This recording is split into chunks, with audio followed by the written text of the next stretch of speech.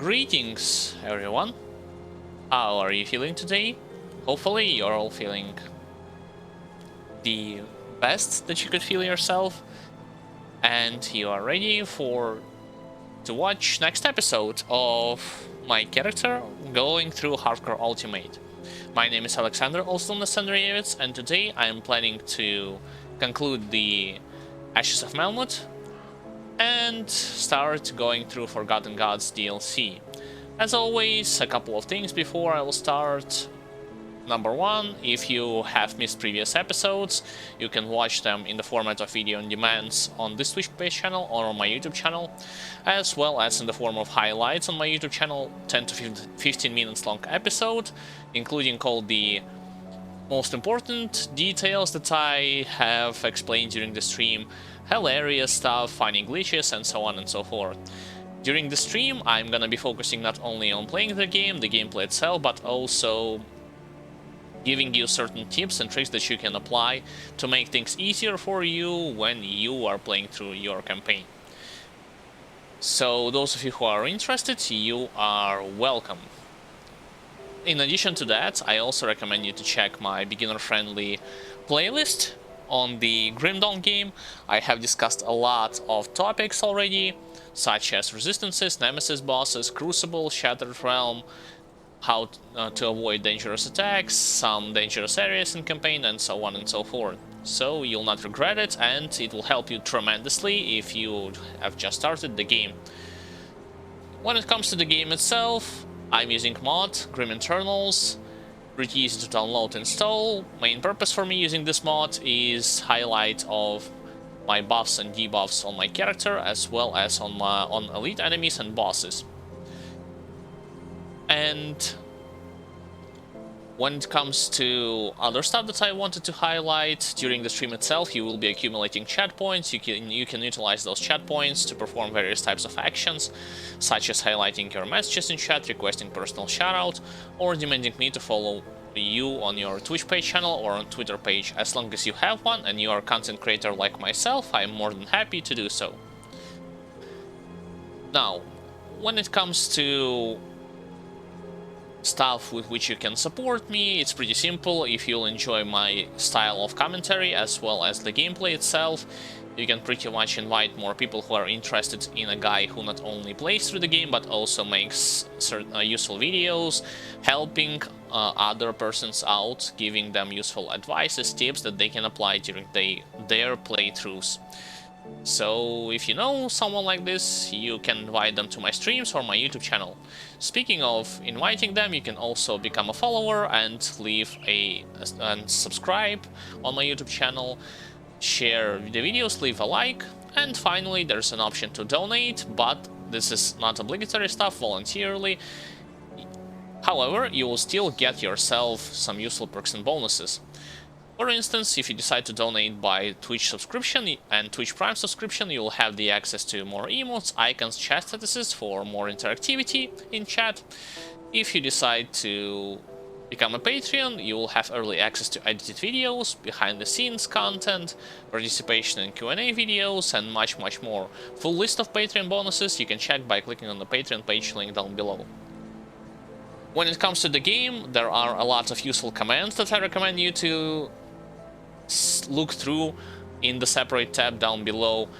Among them are what classes I consider is very good to start with, best farming spots, and so on and so forth. But in case you wish to ask something something directly in chat, by no means do it. I'll do my best to either comment upon your statement or answer to your question as best as I can. Now that I got this out of the way, a quick rundown what had happened during the stream. I had changed my pants that I was wearing to the Mythical Chaussets of Barbaros, reapplied all the useful components and augments. Now I'm dealing more damage. I have +3 to Oleron's Rage, which is great. Unfortunately, my resistances dumped down a bit, specifically towards aether and stun. But I think it still should be more than enough to clear everything in regards to at least campaign content. I also reshuffled some of the attribute points. Now the current situation looks like this: 52 into physique, 53 into cunning, and 0 into spirit. I mainly done so just to bump my defensive ability to the 3000 margin and get my offensive ability a little bit over 3000. So it's gonna be like a perfect balance between the offense and defense, in my opinion. Alright. Let's conclude Ashes of Malmouth. The only thing that I left unchecked is Crown Hill. I'm gonna go straight towards the right first.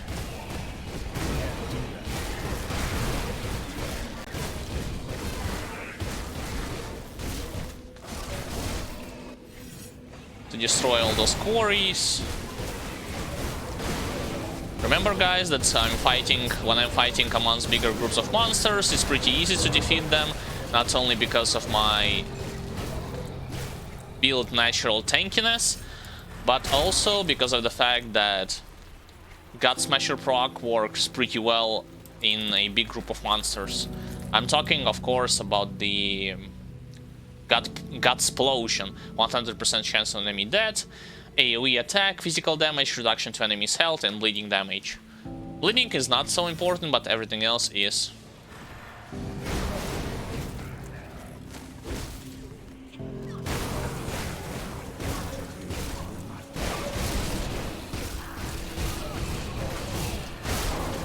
Colossus is still as tanky as ever, but everyone else, especially Magi's, when I'm capable of hitting them, yeah, they are dying pretty rapidly.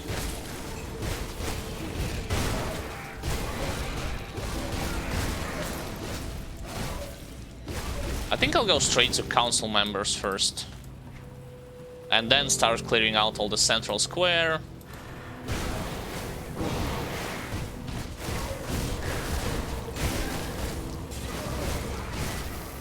Who knows, probably I will encounter Alexander Archmage while going through the city itself, or in the Fleshworks, going through the Fleshworks.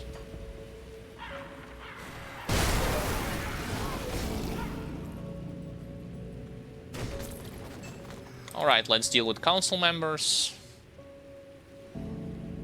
What did I get? Leeching. That's totally fine. They can suck as much life as they want from me. I'll still not gonna die from them.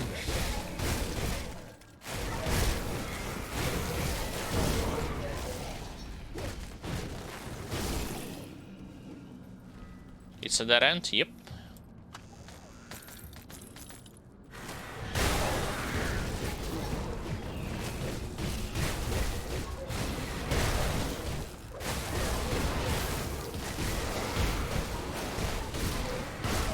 What the hell is it? This is definitely a weird placement of those Ethereal Guardians. What are they doing in this narrow corridor, trying to block my way in? That's the best that I can come up with right now. Best explanation. Of course, when it comes to gear, there is an opportunity to improve with this character. There is always either Reforged Chains of Oleron or Gladiator's Distinction. Additionally, I wouldn't mind to have a better amulet instead of the one that I'm currently wearing. But who knows when I'm going to get it. So far, I'm satisfied with my current results.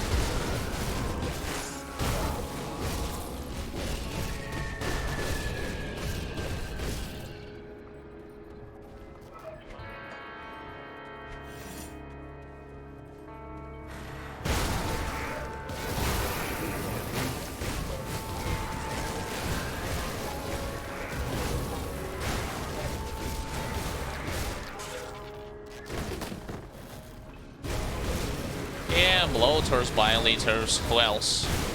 I'll clear everyone from the left side, then I'll go to the right side. Remember that on ultimate difficulty you have an increased chance of getting something useful in terms of rare items and legendaries, even when you defeat lower ranked enemies. open regular chests, and so on and so forth. Or not on normal difficulty and elite, yeah, the chance is not that great.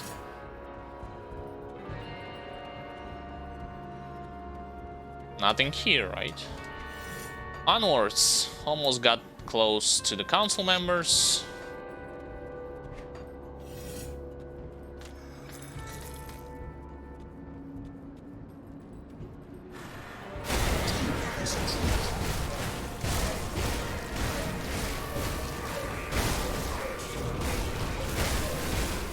There. Now, before engaging them, I would like to drink potion. That gives me more aether resistance. Where it is? This is the one. And let the fight begin.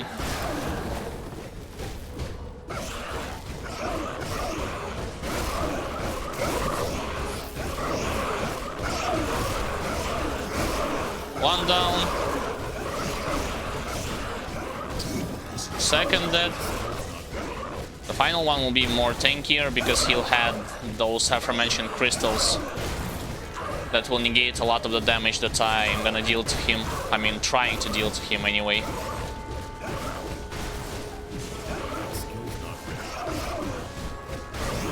There, council members has been defeated.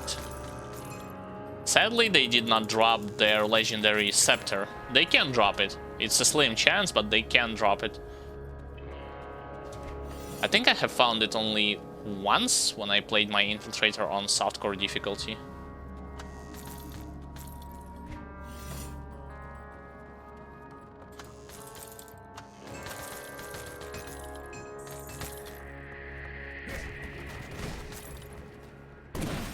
Open the hidden path. That leads to more loot. Alright, continue on.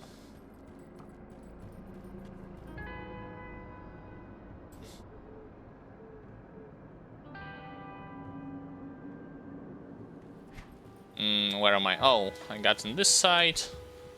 Let's clear everything in the square first before going into the cities from left and right. Not cities, what am I saying? Houses, excuse me.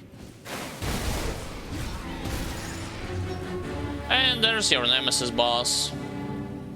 So he's to the left, probably surrounded by a bunch of magis. I don't mind. Let's hope this time I will be able to dodge his meteor attack. Unlike the stuff that I showed you in the highlight. He aggroed towards me? No, he didn't. Meteor has been dodged. Of course, motherfucking spellbreakers. Who also uses the ability to heal him. Yes, they heal him on full HP. Perfect, perfect. Encore. Meteor. I'm a pop health potion. In hell, man. What the hell were you aiming at? Look at this meteor who just was completely off target. Hey, I got... Oh, I got a warrant from him. Life Giver Signet and... What else? Some kind of rune.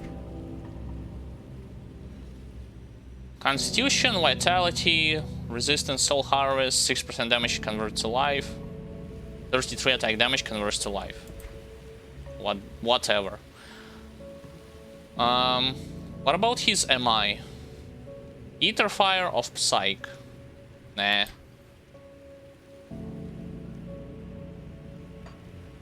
It's not that great. Alright, that was a short detour, unexpected for sure. I mean, I'm seeing more elites. Can go there and kill them.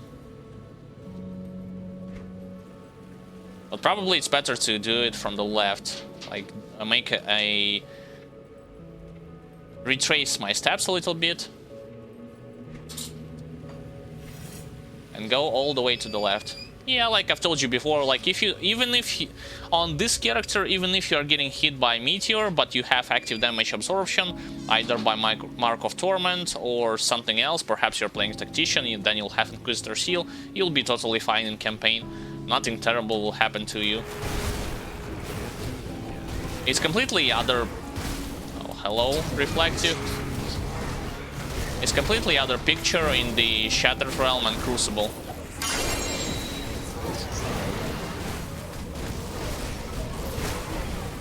Look at them, it's a party time.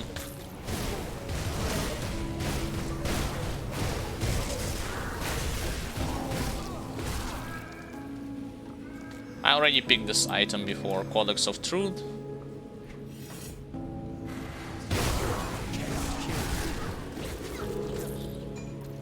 Cannot kill me. Like, of course I can. By the way, fun fact. Do any one of you knows what happens with ethereal spirits if you banish them? Like, where do they go? Are they just gonna vanish into oblivion because they do not have their own homeworld when it comes to story? Like, their own homeworld was invaded by a mysterious, dangerous race, so they have to flee into the human realm. And in form of spirits, of course. And when you are destroying their human body that they possess, the spirit come out. And what happened with the spirit when you destroy the spirit itself? Like, are you banishing it forever or not? That's my question.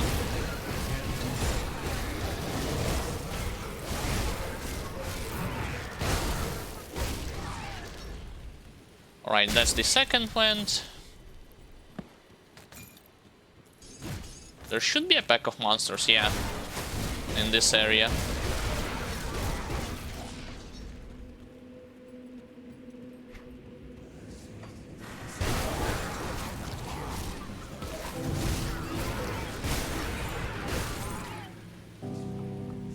There's a lot of elites, but mainly because I'm Nemesis with Ethereal Vanguard, so I don't mind facing them in numbers. Again, the more elites, the more chances of finding something useful from them.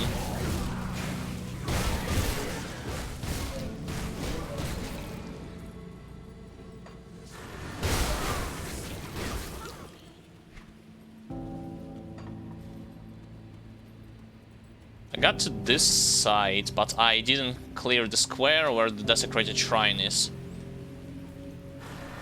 Let's deal with the elites first. He's gonna die by himself because of my bleeding and internal trauma modifiers.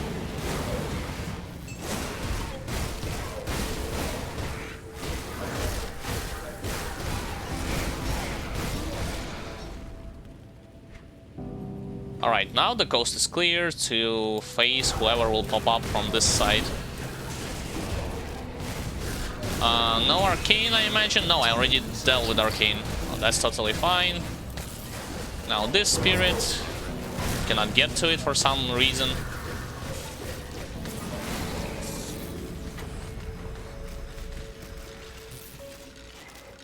Oh, legendaries, really? I was expecting more. Those guys to the left, I cannot get to them just yet.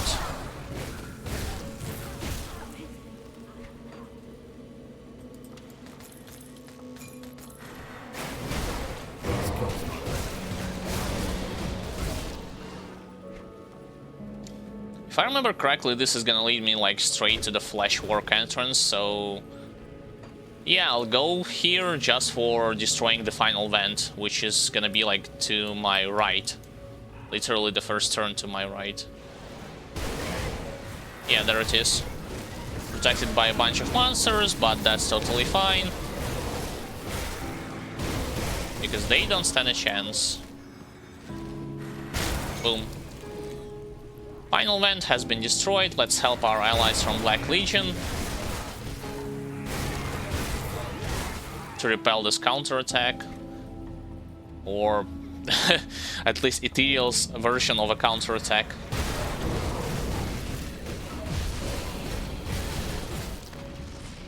There. No more.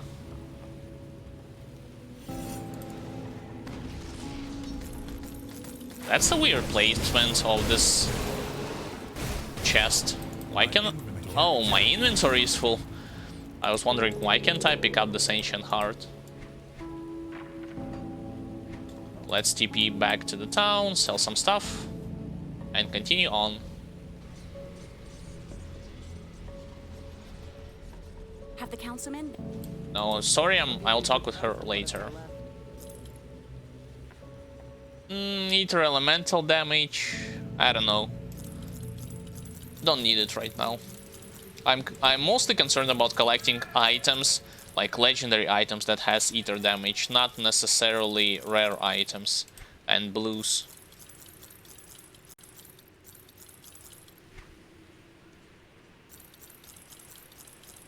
This is why I'm just selling all of this.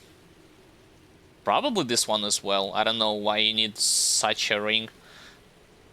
Chance on attack requires a melee weapon with vitality damage. It doesn't seem that great to me.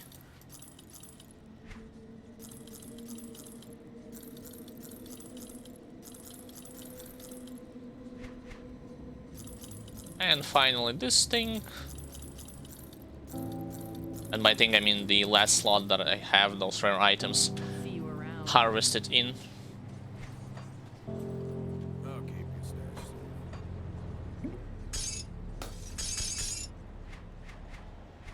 Sure, warrant. Let's put it here. In case I ever need to increase reputation with Ethereal Vanguard faster, I can... By the way, this warrant, do not confuse, again, mechanics.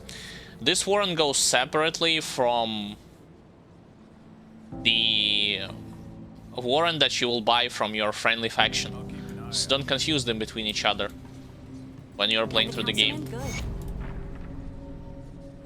Signet of the Fallen for how many times? Like 9 or 10 times already? Yeah. They really want me to play yet again Vitality Conjurer.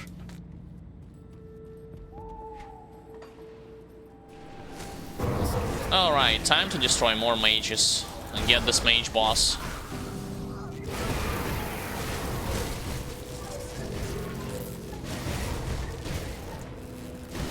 That's confusing layout that tricks me in thinking that I'm actually standing right next to my enemies. Instead, they are a little bit below me. So I wasn't hitting them, instead they were able to hit me, well, just because they are mages after all, and they have the ability to do so.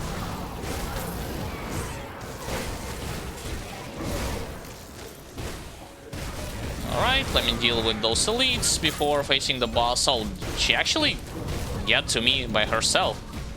Really? She's that desperate to start the fight? You missed the meteor. By the way, from her you can get the Creek shoulder pads, starting from elite difficulty, in case you're wondering.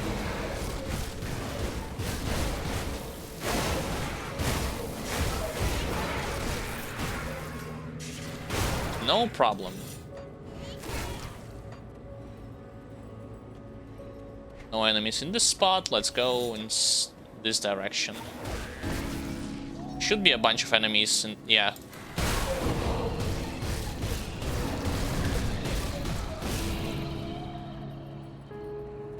By the way, mechanics again, when it comes to those pants, you'll have battle cry, and whenever you are getting hit, you'll be receiving huge boost to your all damage as well as total speed.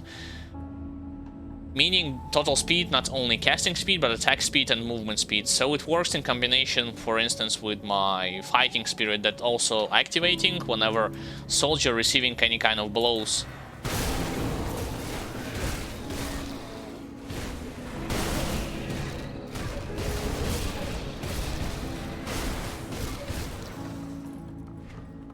Let me return to this desecrated shrine. I wanna cleanse it. The uptime on this effects from pants is not gonna last permanently, so keep in mind that it has a short cooldown. Got the Huntsman. Oh yes, great place.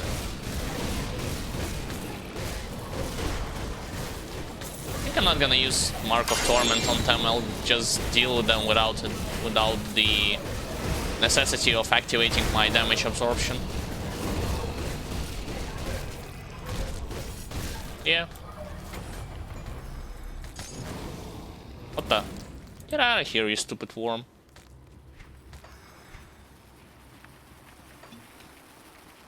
Now there's literally only this place that I have not checked.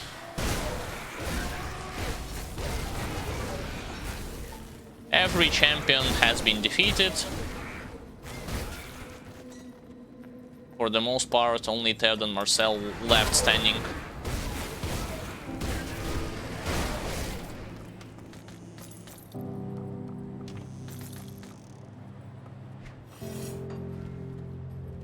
But like I've told you before, Forgotten Gods will be way easier in general for this kind of build, just because enemies will not have that high physical resistance to your attacks. I was right, I checked Grim Tools the other day and it confirmed that enemies in Ashes of Malmouth has a slightly higher resistance to physical and pierce damage compared to Forgotten Gods.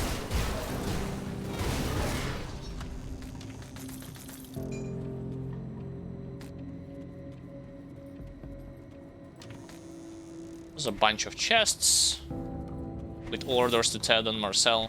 Yeah, like, those of you who have not played, slight spoilers, Ted and Marcel is not the leader of Ethereal Invasion.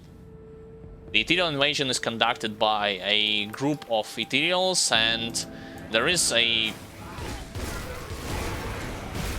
council. Again, Ethereals like their councils that rules over all the Ethereal race. So they are de facto leaders of the old Ethereal shenanigans that had happened in the game, Grim Dawn, and so on and so forth.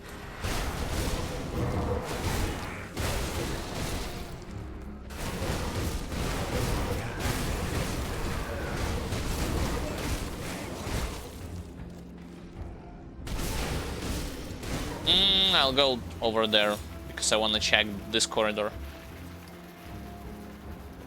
Nah, no enemies.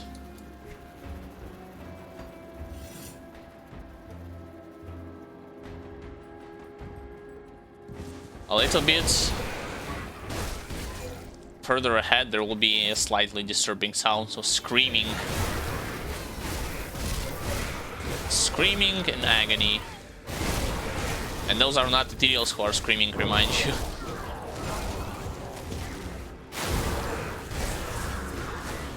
Where are you going?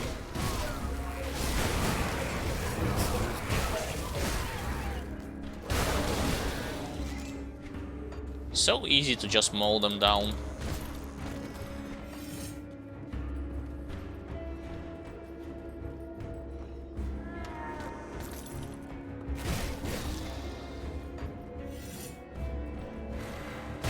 What the hell is this lone mage was doing here? Trying to hide. That's why. That's what, not that's why, but that's what had happened.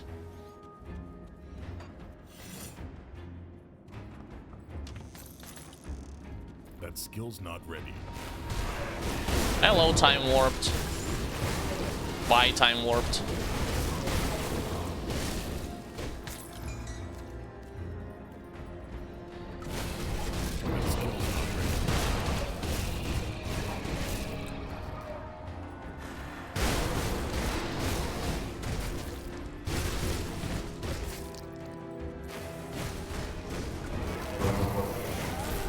Yeah, there is a desecrated shrine in this place on ultimate difficulty. Those of you who haven't know about it, there it is.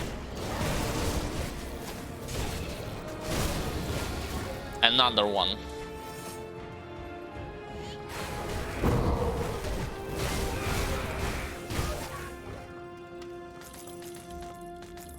Alright, time to return to it.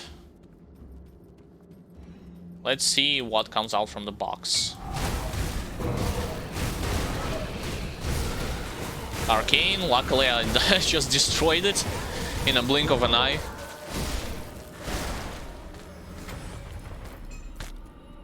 They are really desperate at this point. if they force to throw those kind of forces at me.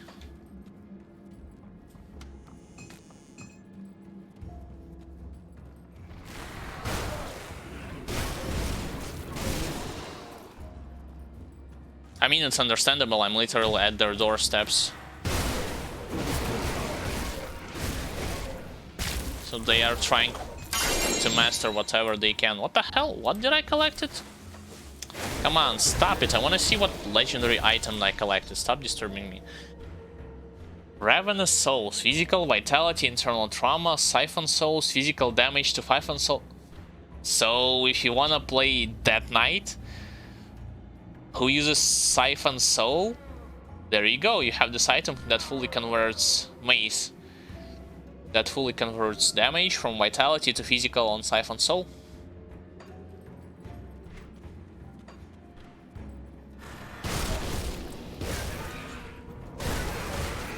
Look at this.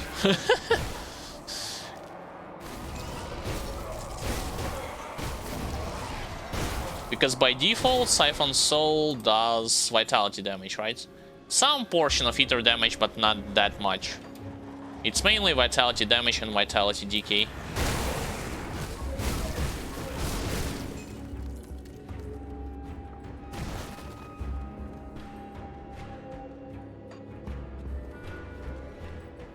Wait, there should be a passage some... Oh, it's slightly ahead. That will lead me to hidden chest.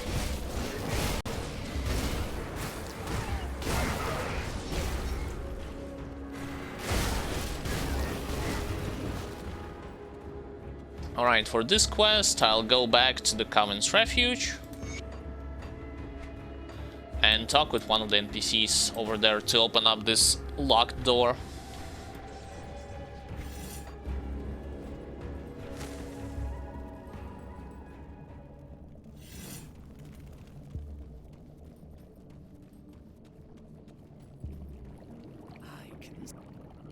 I will seek it out. And let's return to the Fleshworks.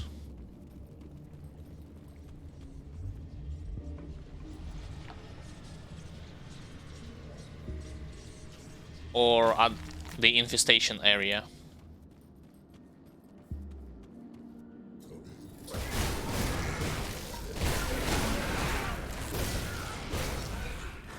The thing about the medal that I'm currently using, Stonefather's Mark, it doesn't give any kind of bonuses to the soldier or to my specific ability, my main offensive ability, which is Blade Arc.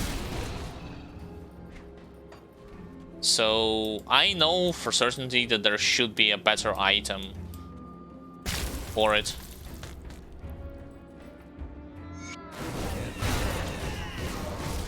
Yeah. Nice sounds. No, I'm not. You'll die. Accept your fate. Give in.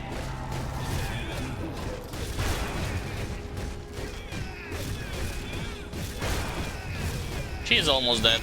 Yep. I got one skill point for her from defeating her, and I will invest it.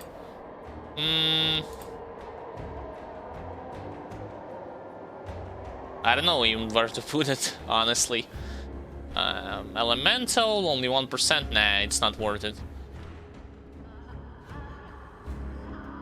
Probably to have more... Although I already... Nah, let's do Break Morale. Sure. More flat resistance reduction. Always nice to have.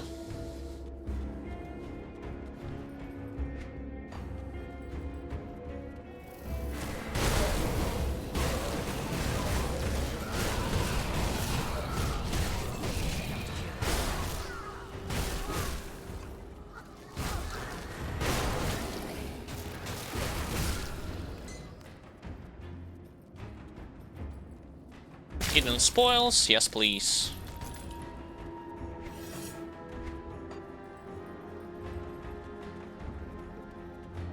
With Marcel, of course, I'm gonna be utilizing all the oils and ointments that I can get my hands on. Probably even grab the Ether Cluster for him. Although I still consider Korvac to be way more threatening than Marcel. For all the characters.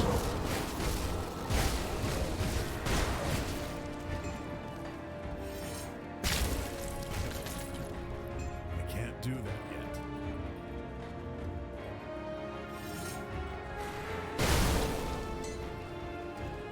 Something dropped? Nope. My mistake. Alright, in this spot I'll go first all the way to the left to defeat Warden Creek for the final time.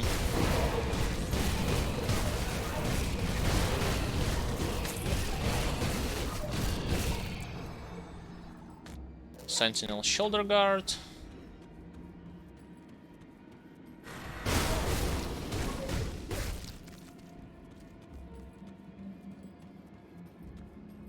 He should be standing closer to those worms. It's a good idea to first destroy the worms and then attack Creek himself. Of course, moving from Aether pools is great, because otherwise, as you already seeing, you'll get debuff with fumble attacks. And burn this place to the ground.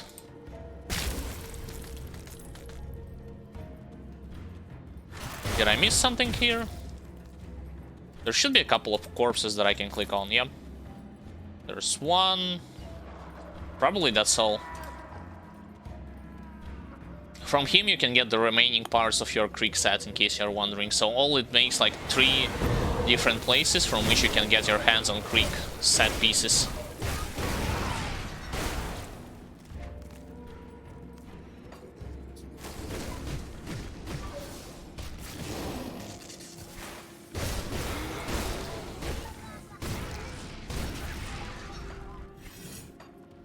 I know, by the way, I have checked also Grim Tools, and there is another item that can give bonuses both to Blade Arc as well as to the Laceration ability, but this weapon, Two-Hander from Forgotten Gods, drops randomly from statues. From elite statues. Or bosses.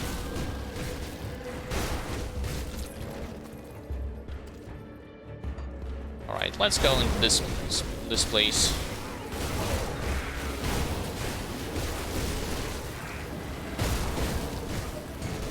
I have to defeat Bile Eaters to the bosses who protects the entrance to Ted and Marcel. I haven't located a single one, not one of them.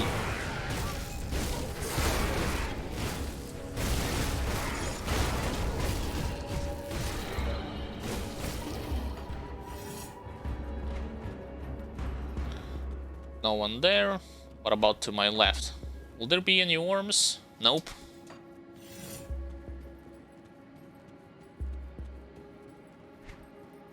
In this case, I'll continue to head to my right.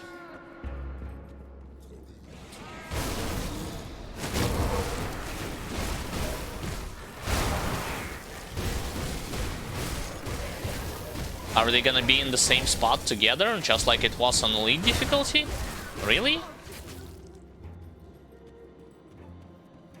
And as always, this guy, I will always let him go.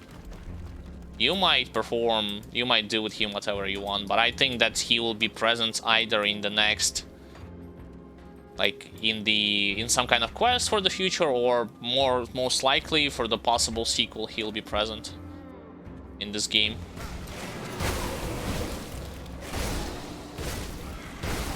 Slay the Guardians of the Sanctum Flesh. There are no Guardians.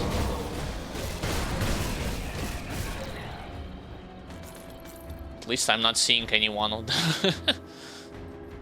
No stars. There's one. And to my left there's a second.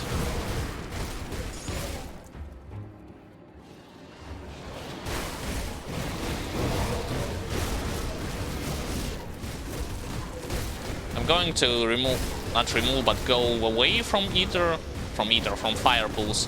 One of them spits fire, the other one spits acid. If I remember everything correctly. Oh, joy. Ton of elite.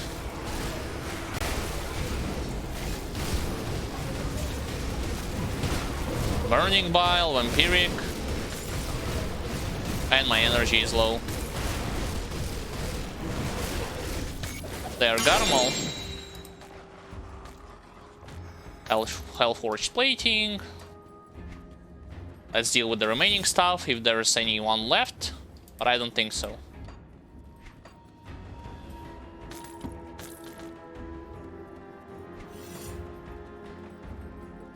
Alright, before entering the Sanctum of the Flesh, let's teleport back to town, sell all of the stuff, and grab ourselves one of the Aether Cluster.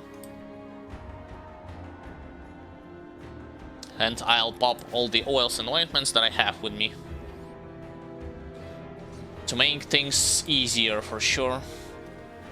See anything you like?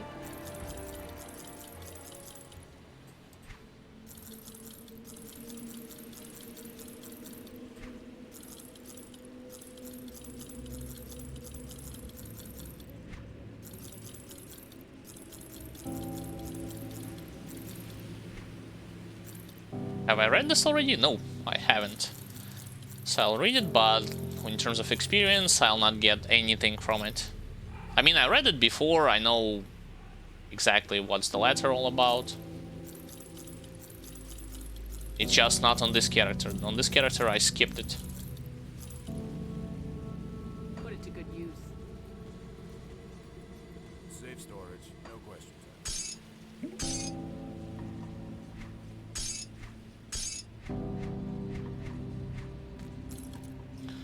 Alright, so what I wanted to grab 2 Aether Clusters for safety measures. Keep an eye out. Should be more than enough.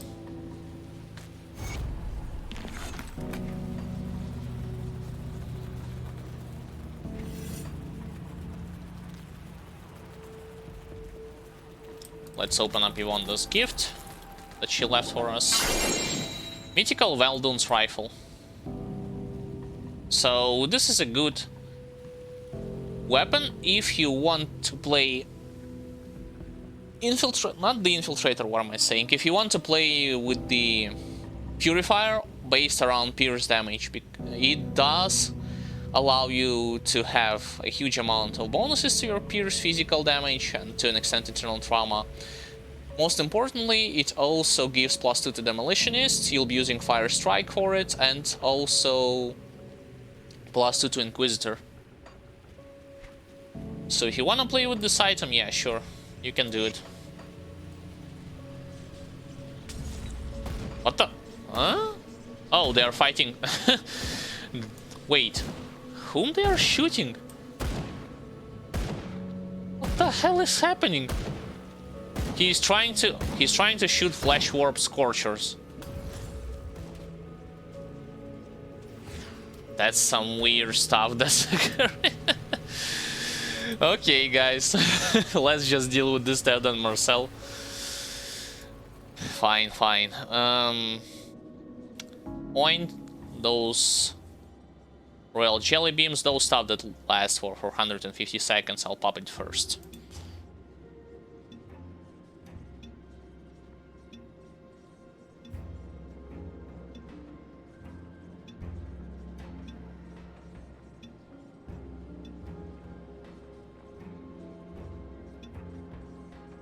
Yeah, sure.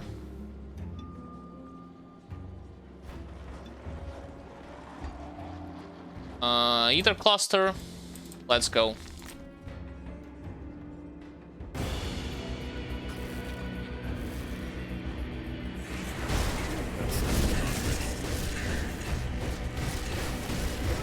First phase should be more than manageable.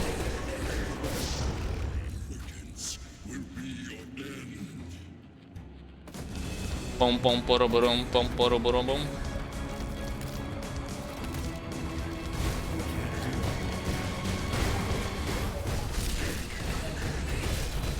Focus on Marcel rather than trying to accidentally aggro the other elite guy. He should be dead.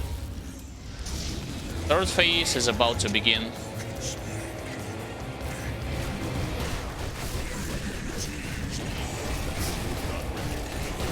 This guy is gonna die on his own without even me trying to interfere.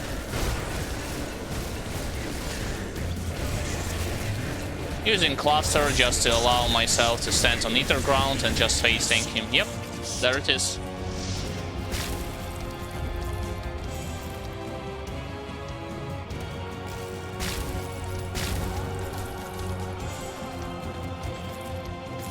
He did not even have any kind of legendary item in his chest. Wow, what a schmuck. Alright, let's go back to the steel. Oh yeah, I forgot I need to teleport. Go first in this place. And then teleport to the Inquisitor Crete.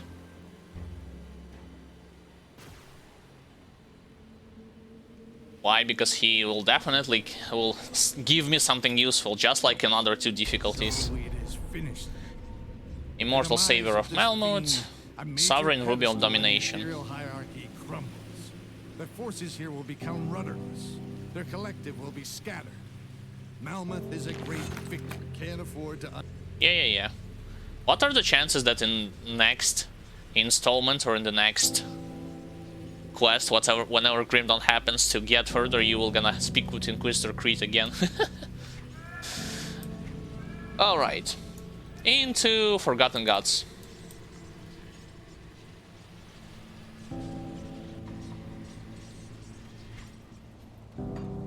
Done everything that I want. We speak...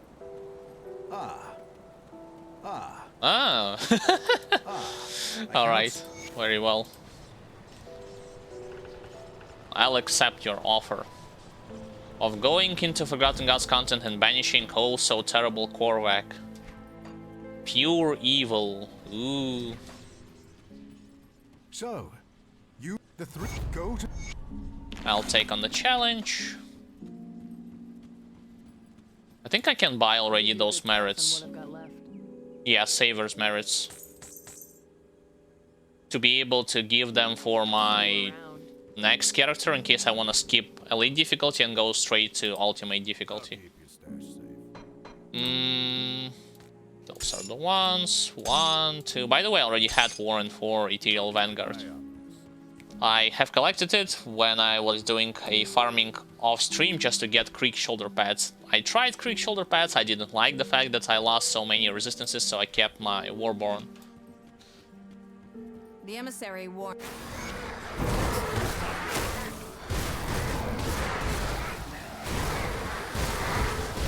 Told you this place is gonna be like way easier than Ashes of Malmouth. Especially the enemies. Alright, can you remove this acid pool so that I can collect the loot? Yes? Thank you. I could hear the... As always, let's align ourselves with the first cult. First and only Cult of Soleil. So, the servants of an ancient... By the way, those of you who are wondering, you cannot skip the part that you would have to align yourselves with someone. You always have to just choose between 3 of those. Cool thing about it is that no matter whom you will choose, you can actually complete on different difficulties in case you decide to play on 3 of those 3 different cult quest lines, and you will get revere status with them in all the cases. So it's not like it's a terrible. It's not like it was with the Order of the Death's Vigil over Kaiman's Chosen.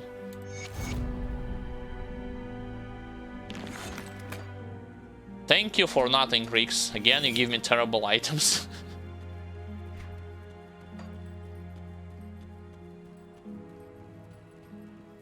Alright. Let's go into the wilderness.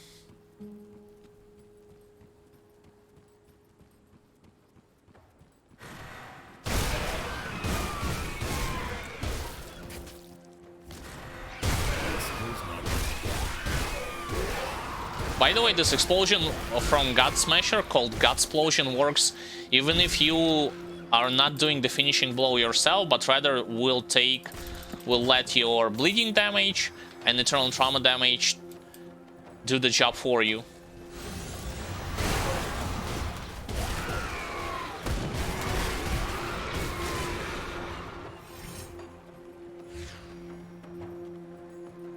There's already a monster totem, cool.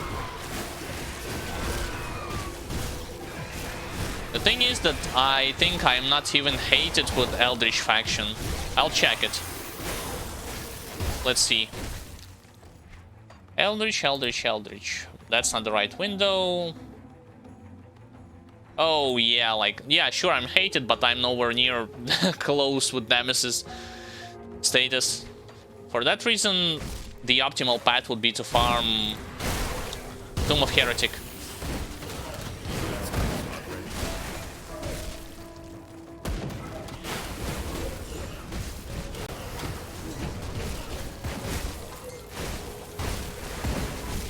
One slash, a bunch of them are dying.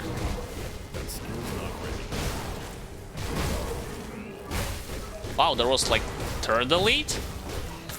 And I guess I blocked his ability to heal his allies just because he was a shaman. So I fully expect him to heal an elite which was nearby. But he didn't.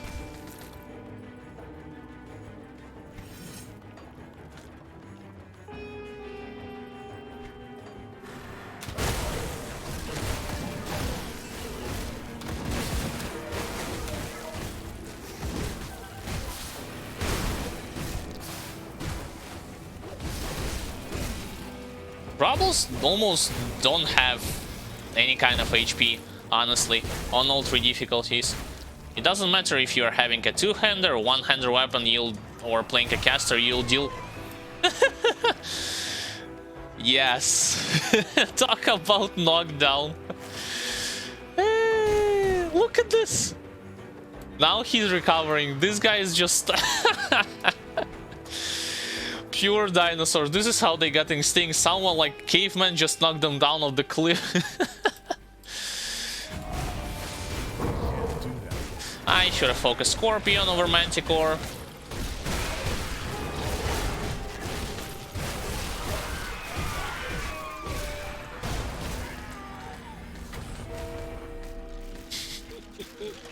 That was an epic knockdown.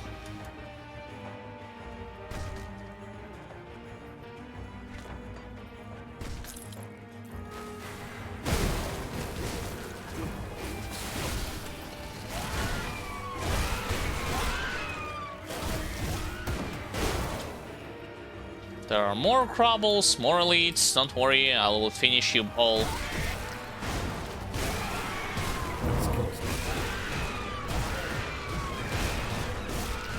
He doesn't even had the ability to cast one of his spells at me.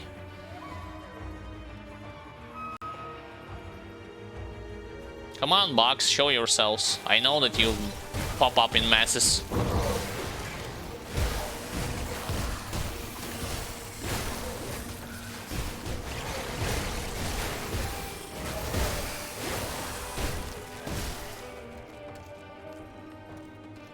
I think I do not have any kind of hidden spoils chest, so let's just go into the cave and hunt down, like, extinct every kind of bug in there.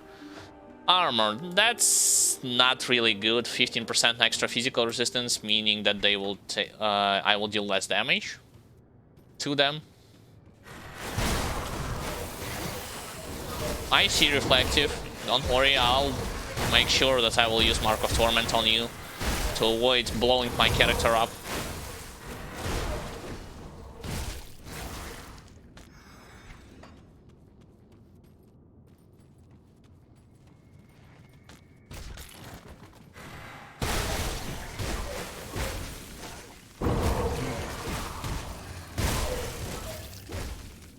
Let's go to the right. Fine.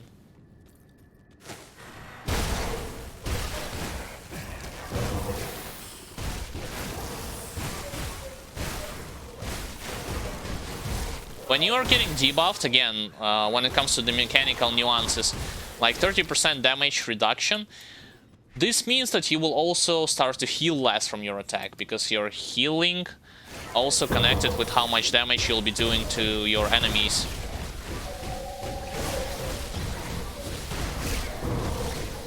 Well, let's go from the acid pool a bit. Or just pop up healing potion, if I wish to stay put in one place. By the way, that's like the third time that when I'm killing this boss, he doesn't drop anything to me.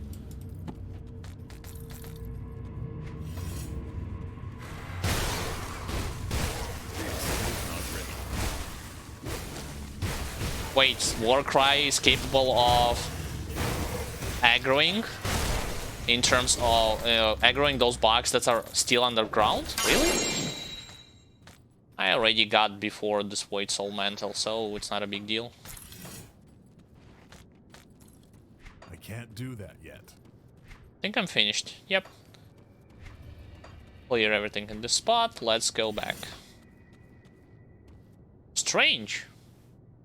Strange the fact that there is a bug boss in this place, but he doesn't drop even a single rare item to you. Wait, where am I going? I'm going in the wrong direction. Yep, I need to go over there.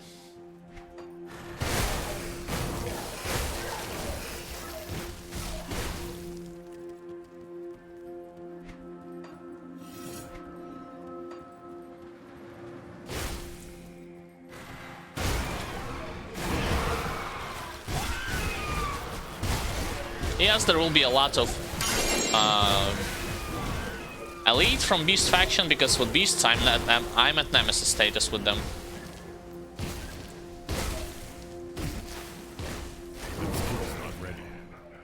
I'll deal with you, Shaman, just wait. There. You'll have your reward.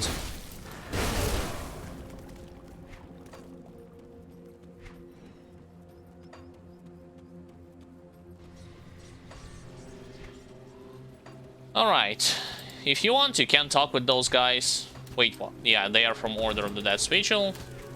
And whenever you are playing, again, reminder, if you are deciding to pick up a Necromancer as your main and secondary class, in Vanilla campaign, you have only one option. You cannot choose Kaimon, you cannot select Kaimon's Chosen as your friendly faction. You'll always be enemy with them. Because of the lore, in the lore that explains why it's happened. Like, they detest everything that has connected with necromancy, so yeah. Even if you want to convince them that your intentions are good ones, they will not accept you among the ranks. Not among, but in the ranks.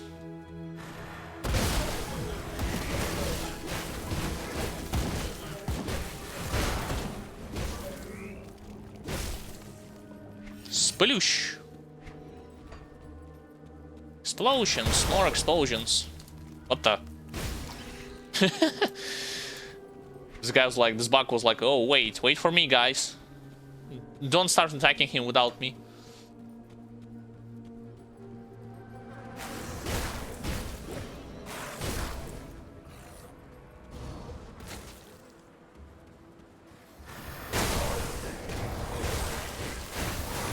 I should have focused Time Warp instead of the regular elite mummy that was standing in front of me. Why? Because Time Warp has an aura that when you are getting close to it, it will start negatively impacting the cooldown of all of your abilities. Active skills, passive skills... I mean, not passive skills, but rather the skills that work, that whenever active have the cooldown of their own. Like, it will be even higher. I'm talking about something like Ghoulish Hunger, you know, constellation stuff.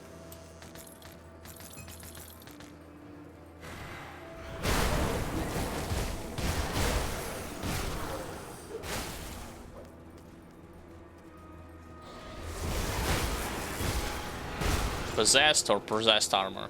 With those maggots. Trying to bite me.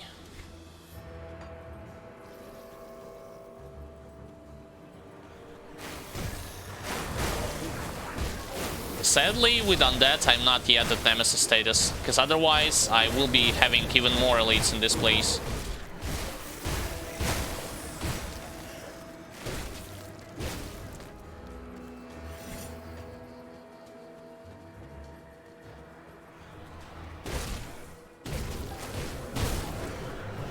Oh yeah, get used to me, like, despite having 3500 offensive ability when it's procced, I will still sometimes will miss those Eldritch Spirits with my Blade Arc.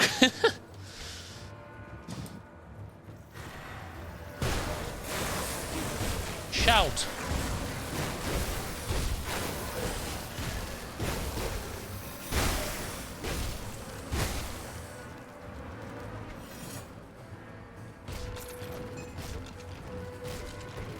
That skill's not ready. What do you mean that skill's not ready? Teleport.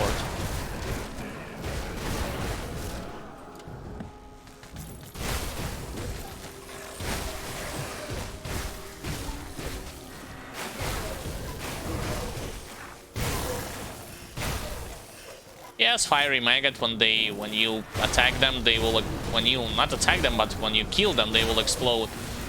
But my elemental resistances and resistances to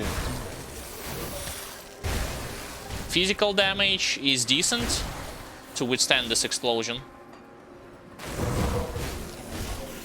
Yo, look at all the enemies, like my FPS drops because I'm seeing them all in the background. This is not the problem in the hardware, this is like limitations of the game engine. Which is especially noticeable in Shattered Realm. On stream or off stream, it doesn't matter on what settings are you playing.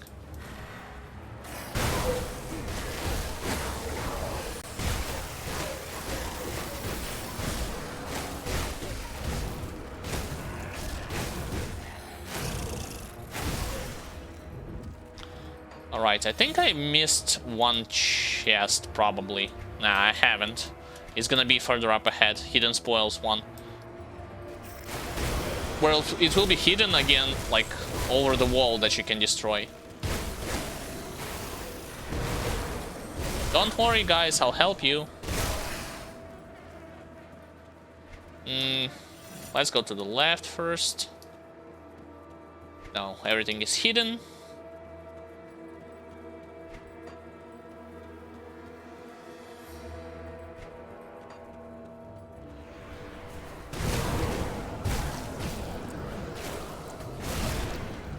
Oops.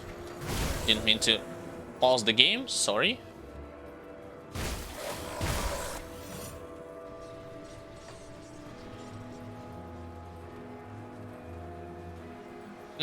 Nah, before going to the left, I'll go in the temple, just because I know that there will be a main quest in this place.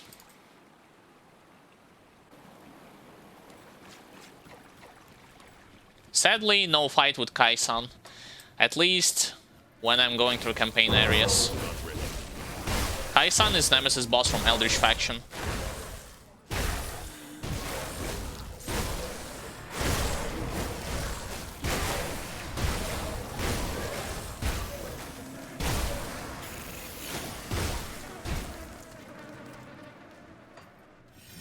Let me take a guess. All the passages to the right are blocked. Well, I aggroed both of those statues, but that's okay. I think from one of them I will be able to get this weapon that I'm seeking. But they are not elites, that's the problem. This weapon, like Barbaric Polyaxe, probably it's called, of Alacrity, can only be dropped from elite statues and boss statues.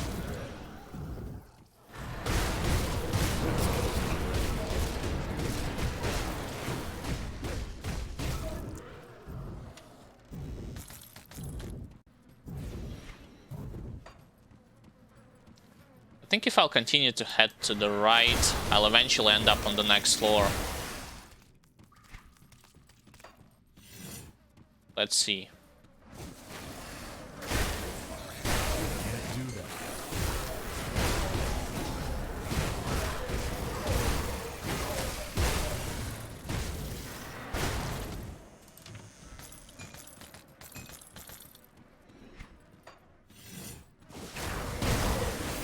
Yeah, so far I don't see any kind of entrances to the second floor, so it's all well. I can just clear corridor after corridor.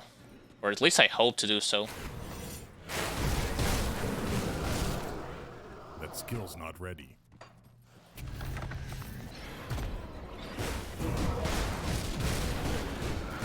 I told you that dealing with both statues and ancients who are living, possessing them is way easier than destroying Colossus.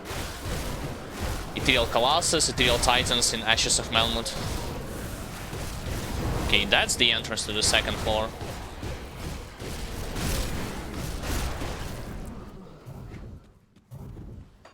That skill's not ready.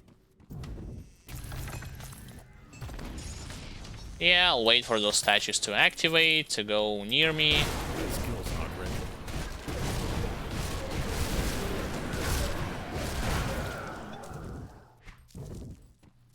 Right, let me hook a lab this time.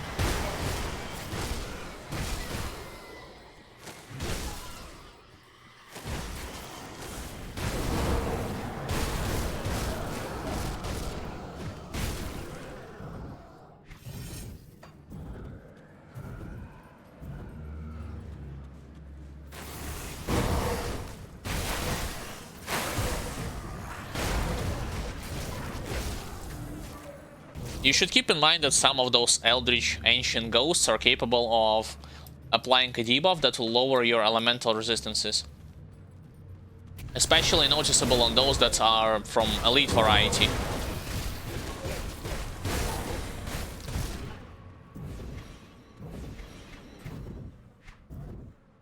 This is the weapon that I was talking about, but instead of giving you bonuses to smite and elemental, it actually gives you, like, there's another type of weapon that gives bonuses to Blade Arc and Alaron's Rat, Alaron's Rage. Alaron's Rage. That skill's not ready.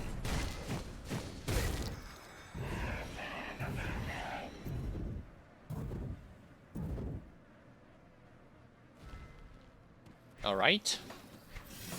Continue.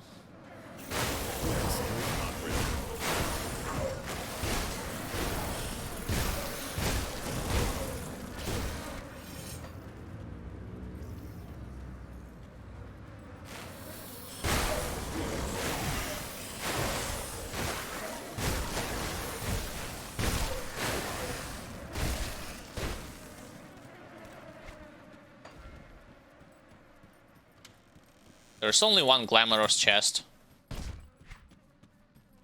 Which means that I definitely missed a wall that I could have destroyed to get hidden spoils. Oh well. Not a big problem for me. Considering the fact that I know what type of items that I want to preserve and to look for, I'm selling 99.9% of the equipment anyway.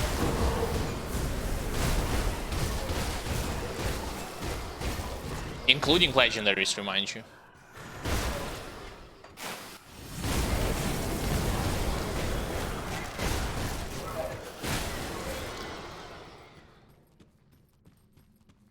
Alright, going downwards.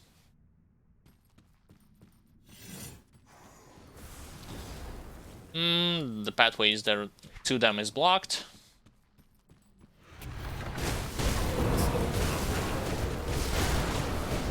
Interesting, I did not attack the statue myself with the Blade Arc, yet my Assassin's Mark somehow procced. Strange.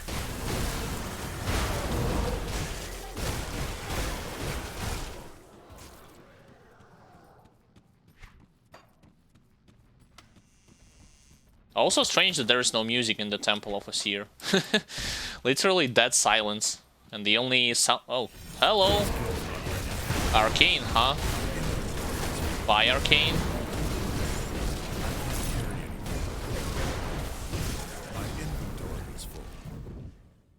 Primal Strike? Primal Strike. Storm Charge. Yeah, I'm looking for, I think, green. They highlighted with green. Those ones are highlighted with blues. Alright, let's go back. Time to sell. It'll be a short detour to the town. Safe storage, no questions. That's not a vendor. See anything you like?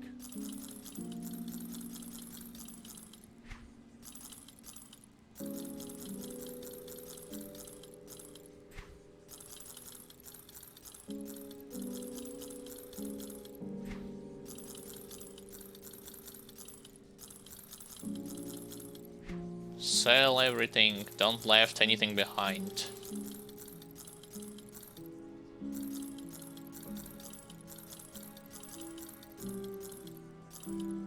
All right. See you around. I'll keep your stash safe. I'll keep an eye out. Like I've told you, it is gonna be short, so just continue onwards.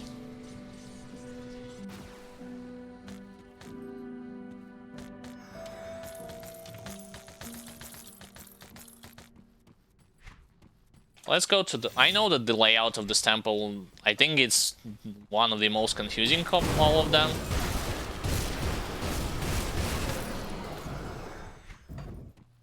Because you have multiple roadblocks, you have a lot of corridors that you want to explore, but the game doesn't allow you to unleash like in one giant swoop.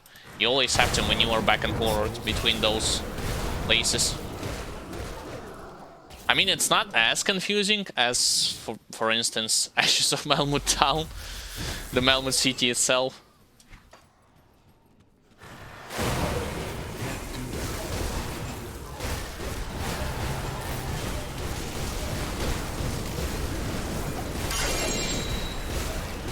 I got Mantle of Agrivix. I think I've collected it before. Yeah. Yeah, it lies in my stash. I'm saving it because it, if I remember it correctly, this does aether damage, yeah.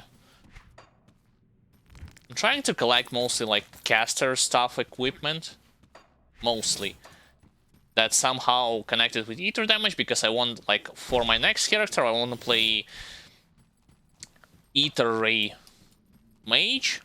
Main character will be Arcanist. Secondary, I think, is gonna be Necromancer.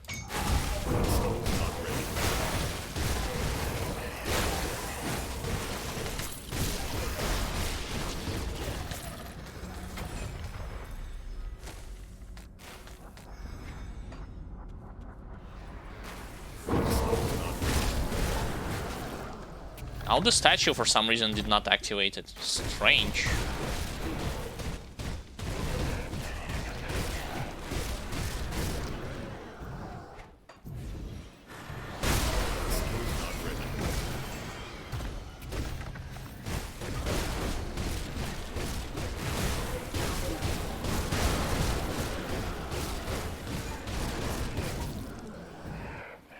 Alright, now it's boss battle time.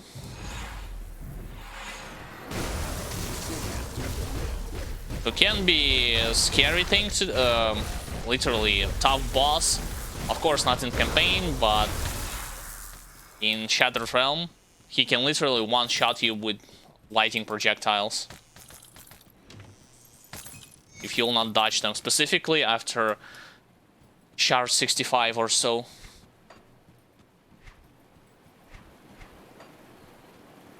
I remember my brother went with his purifier like in Shard 65 or above, and he encountered this boss. He was dying from one of his abilities. Literally like one ability that...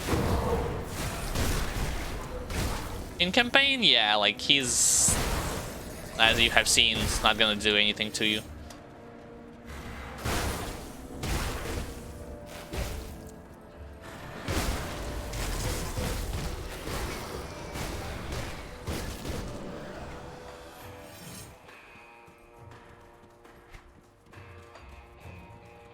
And don't worry, despite acquiring this necessary quest item, star on your minimap is still going to be active, just like it was with one of the quests from original campaign. You would have to just talk with quest giver to remove it from your minimap. Like, you're gonna tell to him, hey, I already collected your stuff, have it back. so that my map will be crystal clear.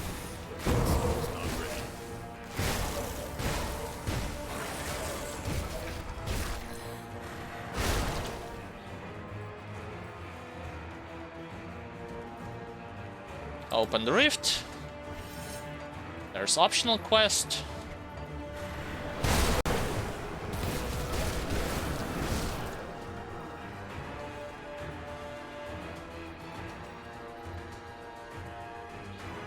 Oh, I forgot to deal with them.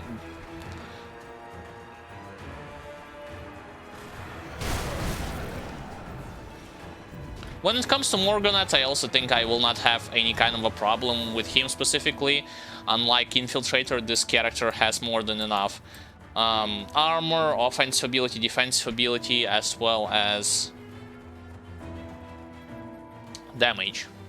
I mean, damage is debatable. Infiltrator, my Infiltrator on softcore probably had a little bit more damage, but he lacked severely in tankiness department.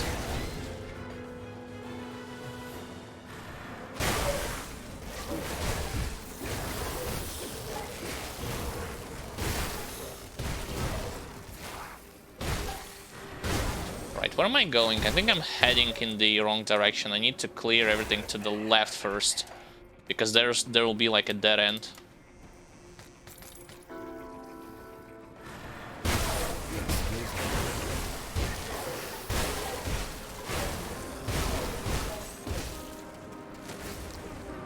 What the?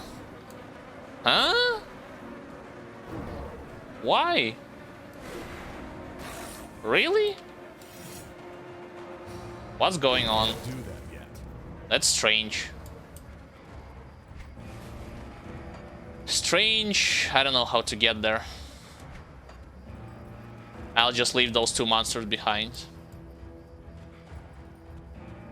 Probably this has something to do with great entertainment, you know, bad to find and face one of the most toughest bosses in this game. So this is why I cannot get to this area just yet.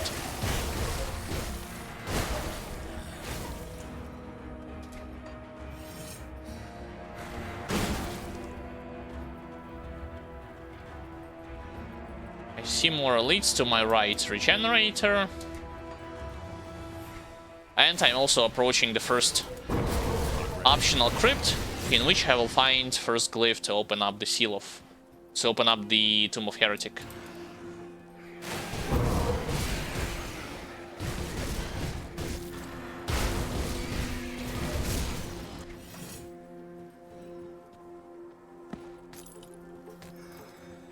Right, continue. Sooner I will also encounter Tyrannosaur.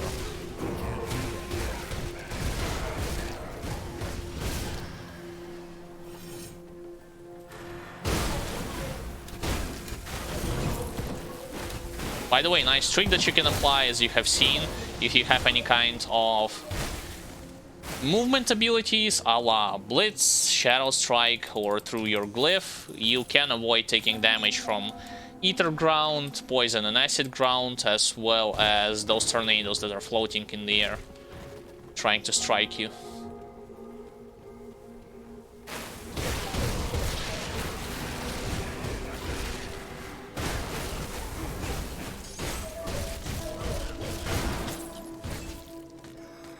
Again, for some reason, Elder did not heal him. Probably silence works always in my favor in this place.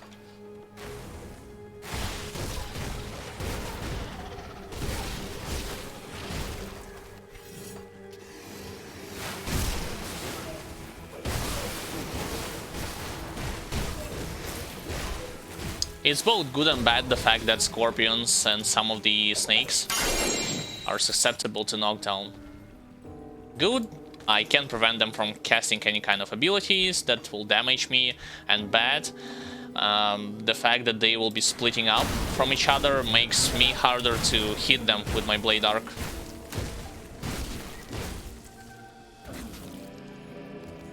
Forsaken Savage and more beasts. Wait, wasn't there supposed to be a Tyrannosaur? I guess he's a little bit further ahead. What the? Have you just seen from where this harpy came? literally came off the map.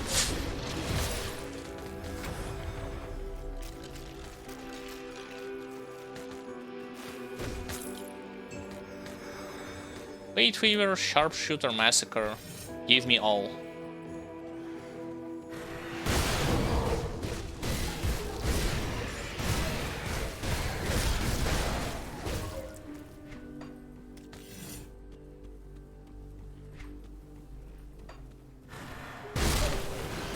Almost filled my inventory yet again. Yeah, as you've seen, when you'll get hit by those tornadoes, you'll get a debuff impaired aim, meaning that you will have an increased chance of missing your attacks. It doesn't matter if we are talking about regular attacks or attacks that you will be hitting your monsters with, a la Blade Arc or Force Wave.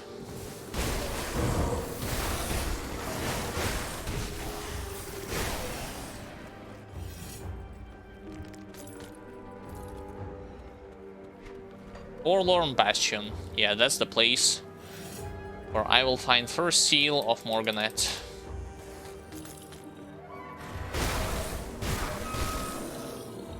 Should be more mummies. Again, I mean, they will spawn, I think, when I will collect the first seal.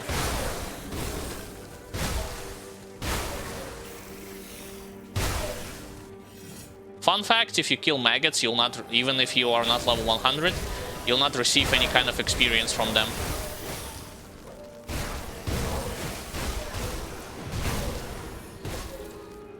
Same thing with dogs in the Tomb of Morganet, you know, that are coming infinitely from the portal.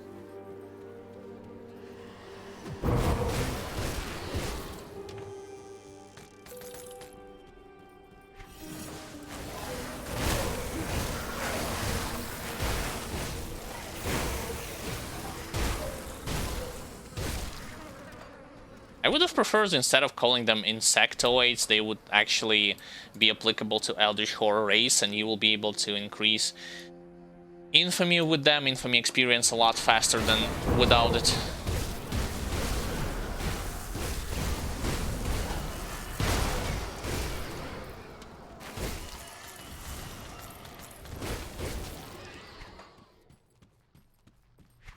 By the way, also fresh news from the upcoming patch. You can read one of the topics that was created on official forum thread.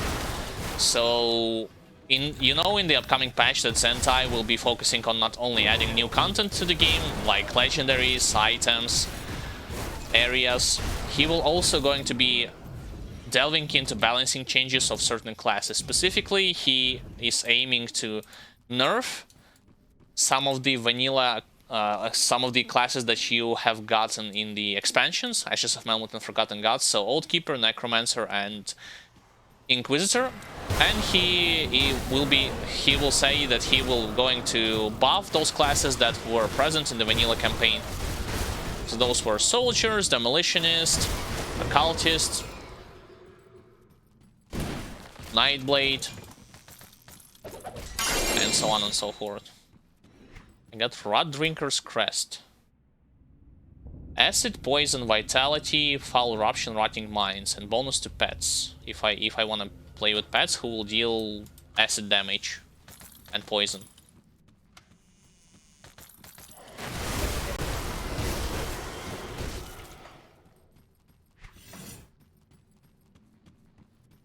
Again, suspiciously quiet in this place, no music.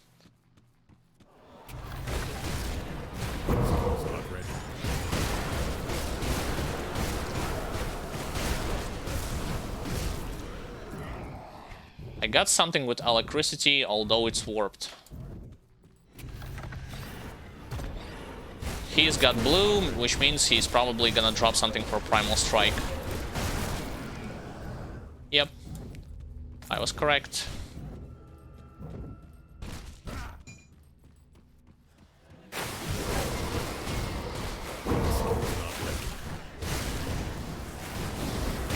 Look at this party of Eldritch Ancient Spirits in the center.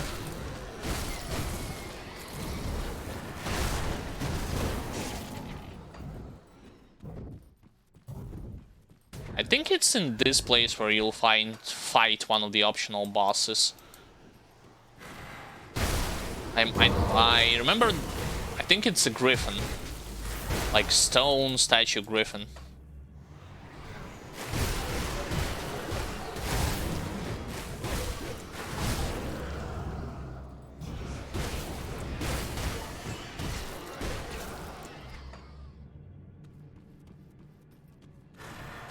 Skill's not ready.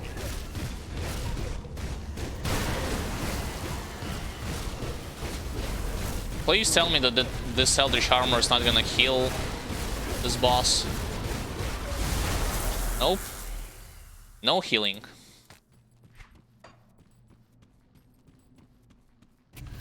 Alright, let's gather all of those statues around. Activate them. Those are only 2. Where's the third one? Oh, come on.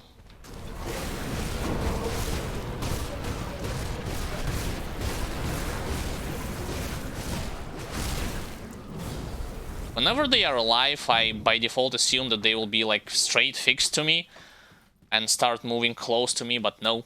As you have seen, the third statue was just standing there. So did I get it? Yep. First seal on my hands. In my hands.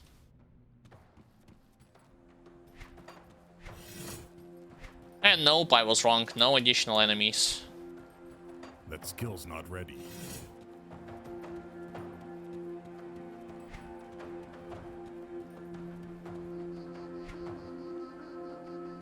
Superior of Thunder. Damn it, I want to close the window. Oops, excuse me, I accidentally hit my mic. I want to close the window because the wind is blowing in my back pretty strong. Don't want to get cold or anything. Alright, let's continue.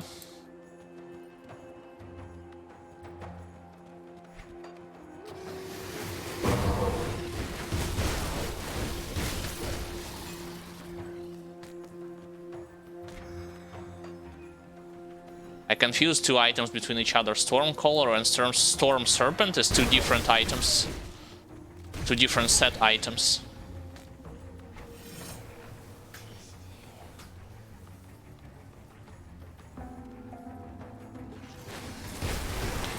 There's Tyrannosaur.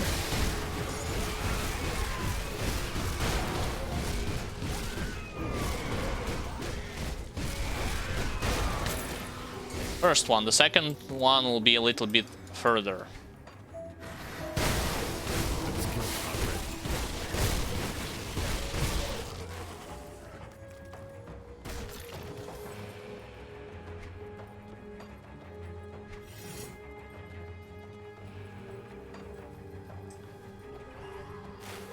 There should be more scorpions.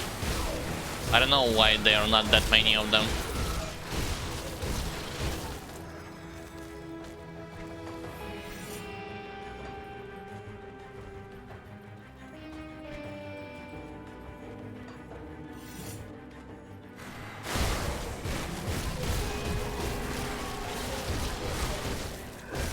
I noticed the fact that raptors are capable of buffing scorpions. Well, I guess they are from the same, like, breed beasts. So this is possibly why it's happening.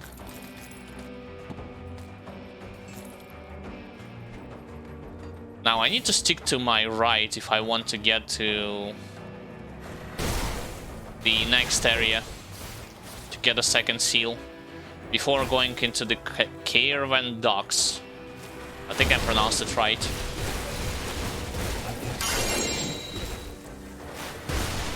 Filled up my inventory again. Alright, let me deal with those scorpions.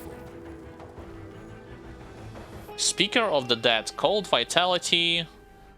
Bonuses to Necromancer, to Ill Omen. And Phantasmal Blades.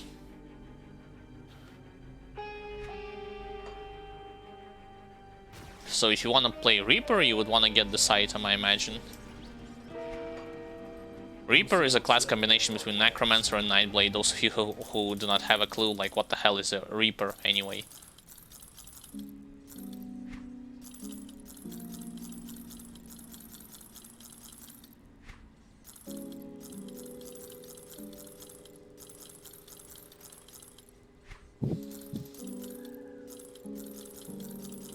Keep selling.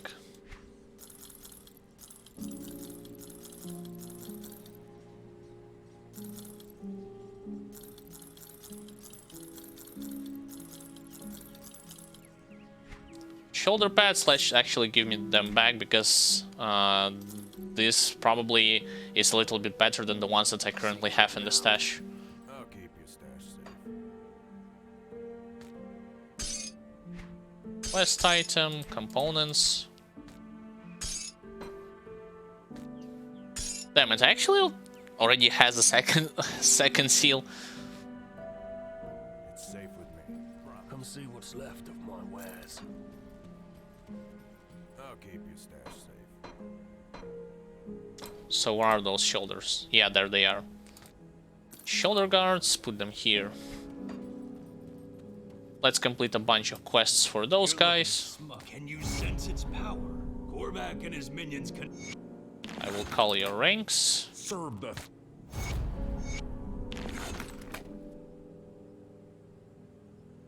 Can't do that yet.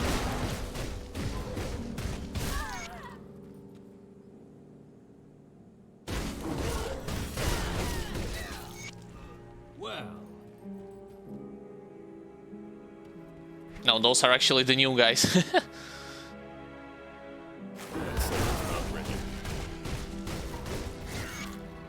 Alright, one quest complete. Let's deal with them also.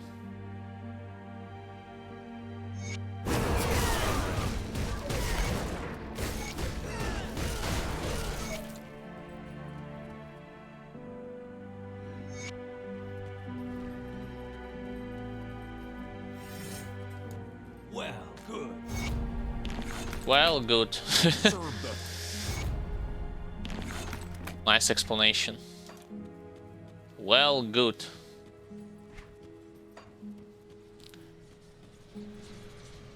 Jump back into the portal and continue exploring.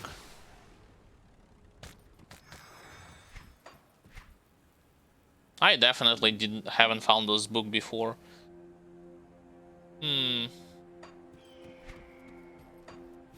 Alright, so did I miss this passage? I don't think so. It should be slightly further to my right.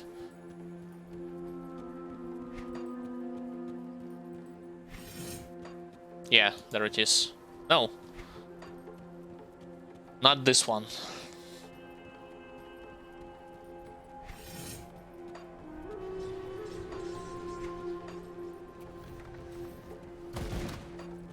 I'm hearing statues coming alive, but I'm not gonna join the fight yet.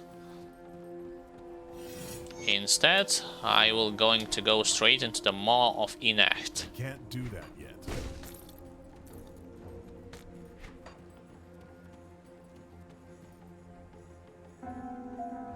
An area full of bugs and a lot of poison and acid. Well, not as many as in Hargate Laboratory, because you can avoid it a lot much easier. Can't do that yet. They're just gonna be a little bit annoying, that's it.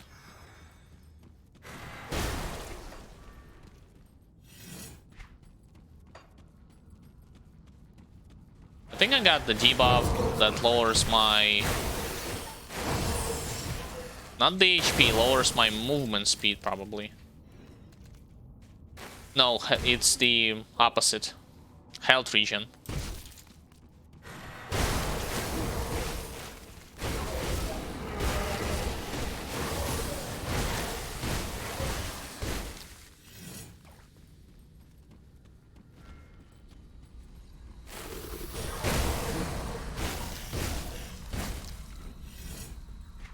There's nothing here. Keep moving, keep pushing until the very end. Can't do that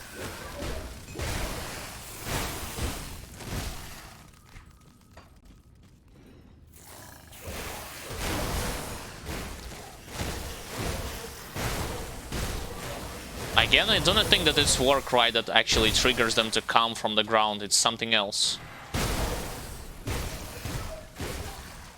Probably just the fact that you are killing certain numbers of little maggots that those bigger worms start to appear.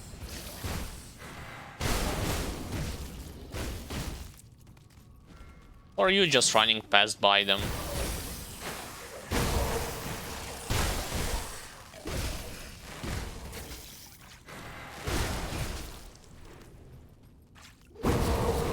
And that's not the right place to be, because I will start taking damage.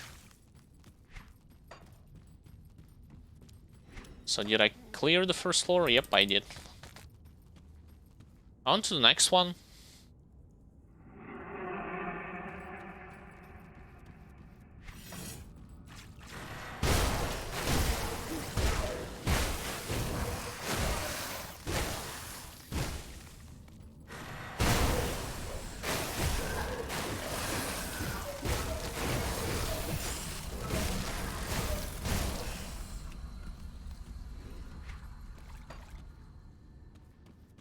This is the penultimate floor. There's gonna be a third one.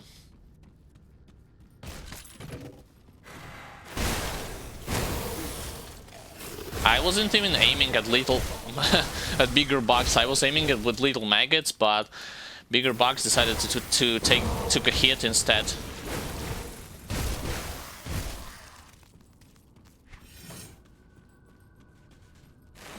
Of course, it's a logical reason that if you want to visit this place, you would want to make sure that you'll have as much poison and acid resistance as possible, plus some physical resistance on top.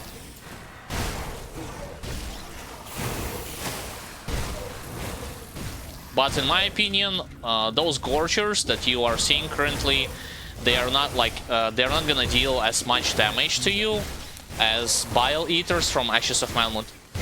Even though they literally have the same damage type, you know, physical, poison, and acid.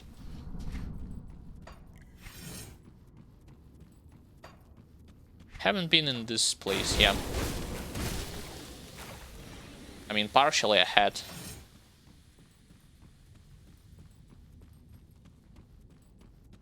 Something glowing, but I'll skip it.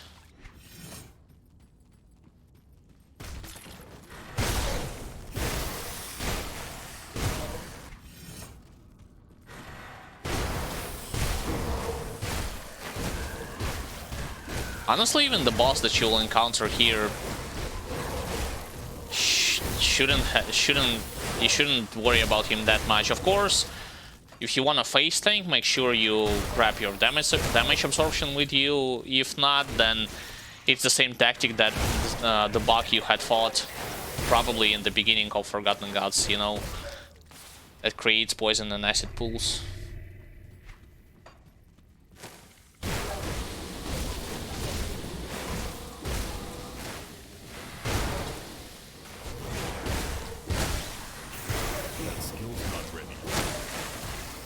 Swoosh, and they are all dying.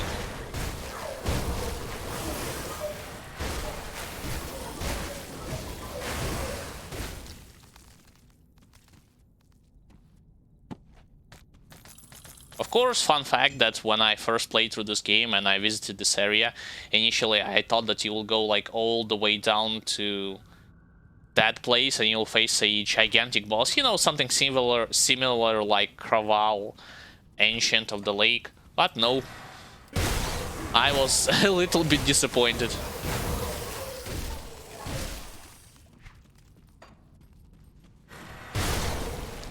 I should move from poison.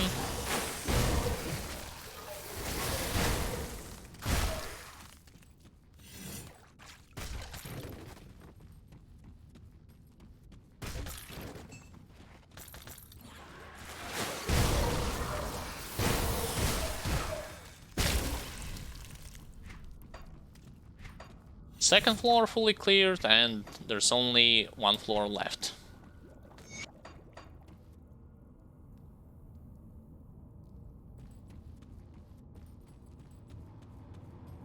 Don't worry, it's the smallest of them all. Yeah, there's the boss that I was talking about. He actually aggroed towards me, interesting.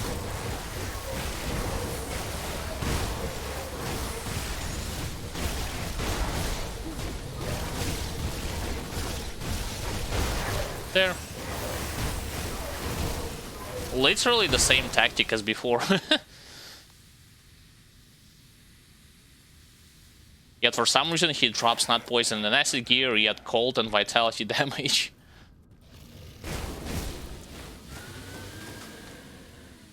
Huh? What? Really? Okay.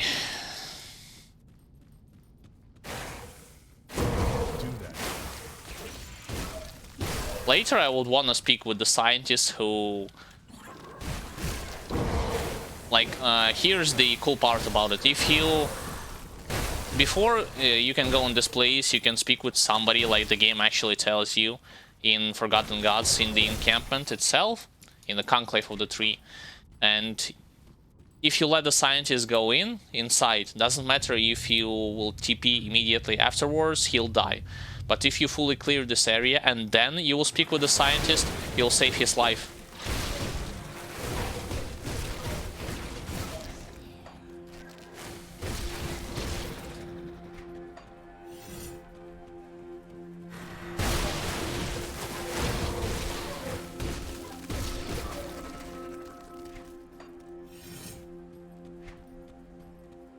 Alright, onwards to Karen Docks.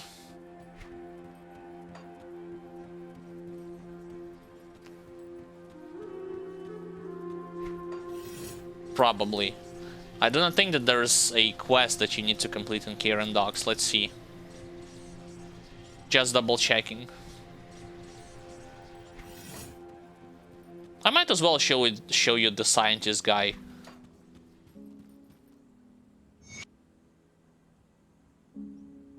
Oh, he's telling me about buying merits, even though I already just bought merits. Thank you for the following, King Joe, 2872. See you around. What the? Acquire a merit 0 out... What? Acquire a merit 0 out of 1 even though it's literally in my inventory? What? Whatever. That's not the scientist. This is the scientist.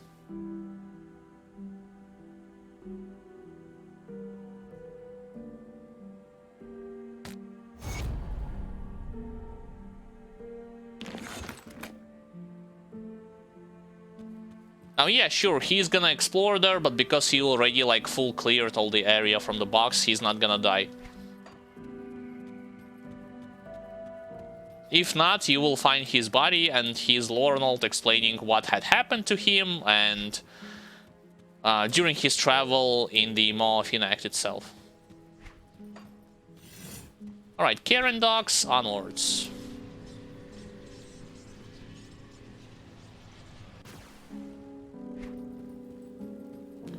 I usually clear this Karen Docks area in the following like order. I'll go to the center and to the left, because there I know there will be a monster totem as well as a desecrated shrine.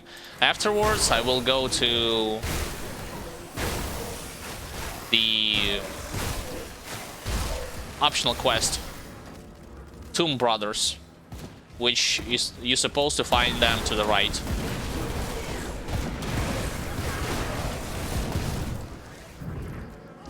I got Puncturing of Thunder, again with the Primal Strike bonuses.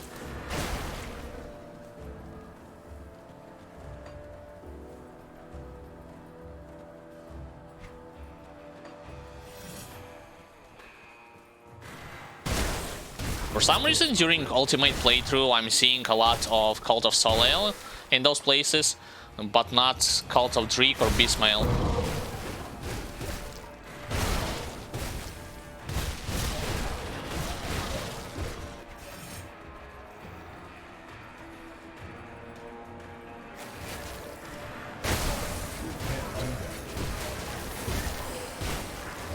Oh yeah, I don't mind tackling them all the way from the bottom. Let them come to me instead of me trying to go downstairs and then go backwards again. Just because the range on my Warcry allows me to do so. It has a deceptive range, and it's not the only ability that has a deceptive range in this game. What do I mean by deceptive? It can you can hit enemies from 5 to 6 meters away from the end of the borderlines of the skill itself. That's what I mean by deceptive range.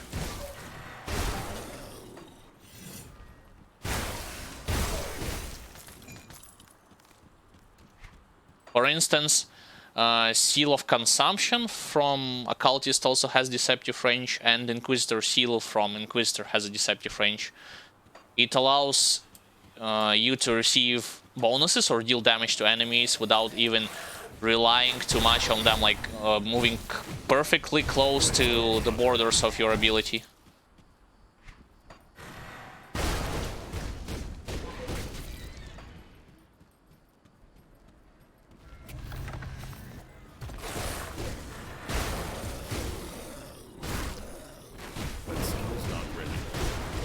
This guy has Fiery Halberd, so no, he didn't drop anything.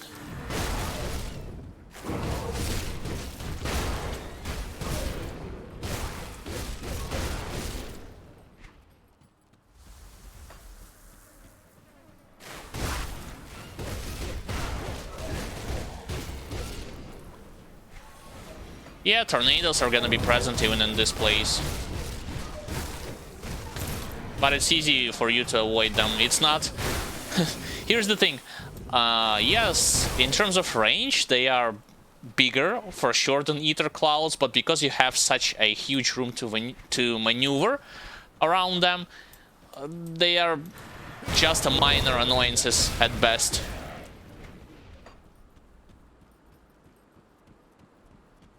Hey, I thought that the statue will come back alive. I guess I thought wrong.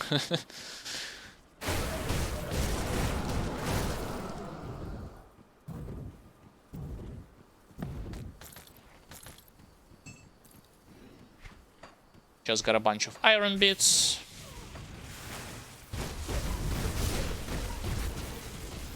Yeah, look, Cult of Soil continue to push us onwards.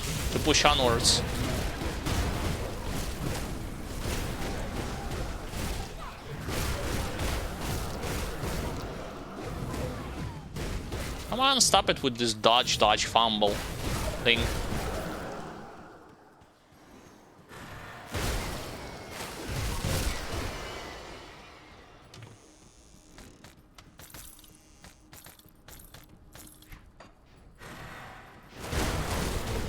Interesting, how did they aggro to me if I did not even attack them? Probably because I stepped into the range of the vision.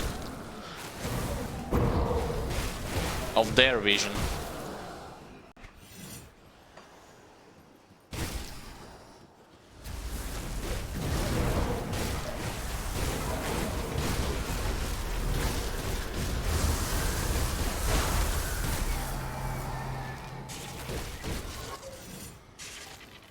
I got some kind of a shield, but I am not interested in it.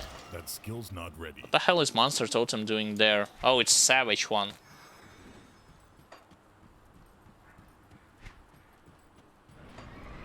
Can't do that yet. Get out of here, stupid mummies.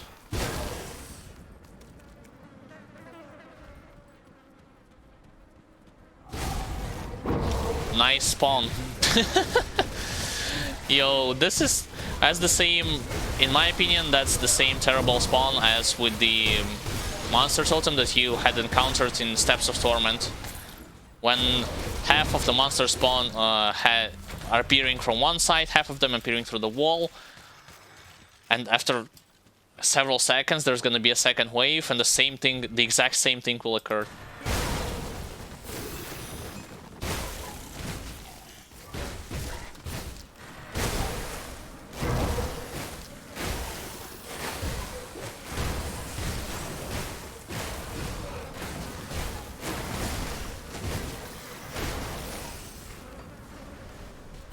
Are they from Cult of Soleil? Let's see. If they're highlighting... Yeah, they are from Cult of Soleil. Look, like there's no Dreek or Beastmail. Very strange indeed.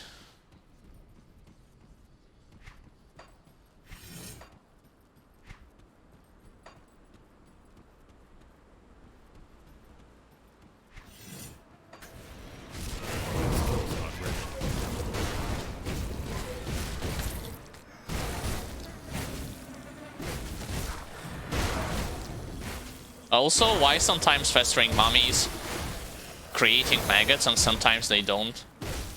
Is it an RNG dependent?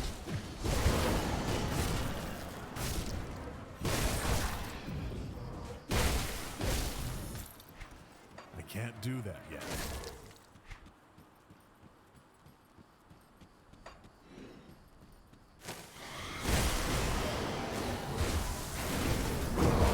Purge everything from Eldritch Horrors. Do not anyone left.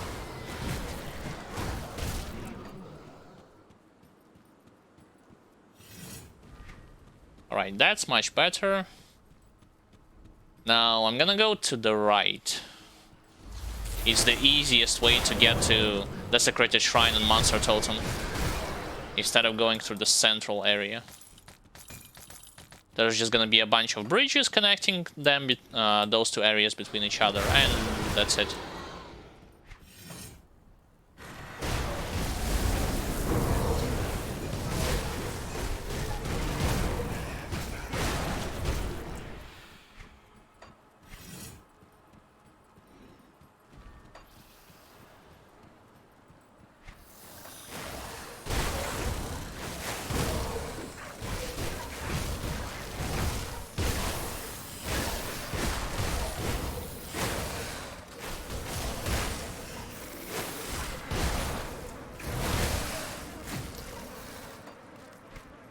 What the hell is this place?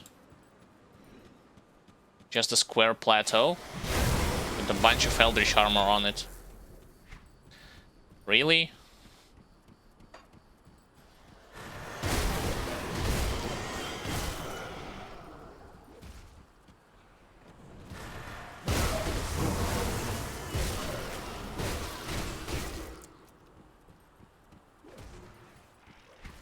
Don't worry guys, I'll help you. I'm hearing you are fighting there against one Eldritch Spirit. Wow. Such a titanic effort for you. I was thinking that they were fighting against Elite, or at least against Statue.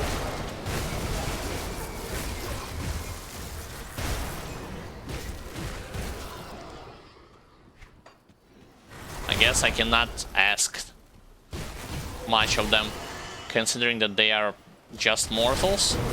After all, regular one, even though technically chosen by Solisle, but that doesn't give them any kind of incredible benefits in terms of combat efficiency, judging by what I have seen.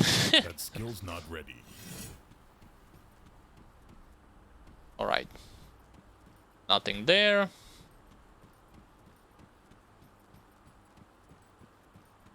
And once again, the music stopped. It's just that silence.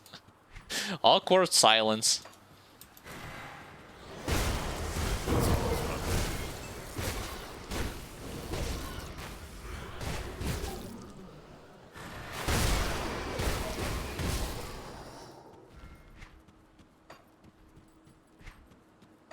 Again, those of you who do not know, this logo is not only a sign of Crate Entertainment developers, you know, Crate, after all, but also a place that you need to visit if you want to complete, if you want to reach eventually Crate Entertainment. Tough, one of the toughest boss fights in this game.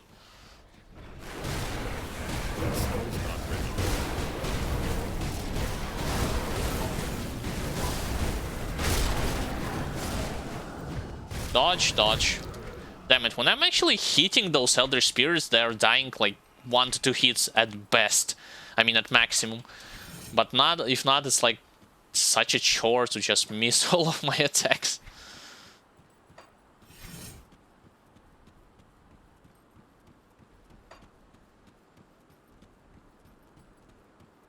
I mean, it was understandable when I was playing with my Infiltrator. On him I did not have as many offensive ability. But this, yeah, this is just strange.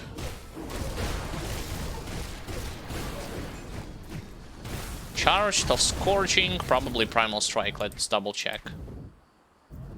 Yeah.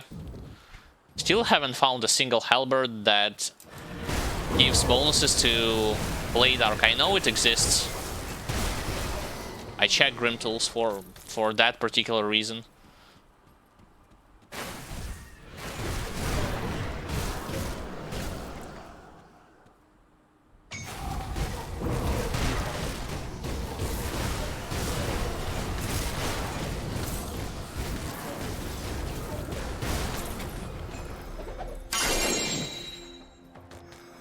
Oh, now the music appeared. Lights out, it's for pierce fire damage.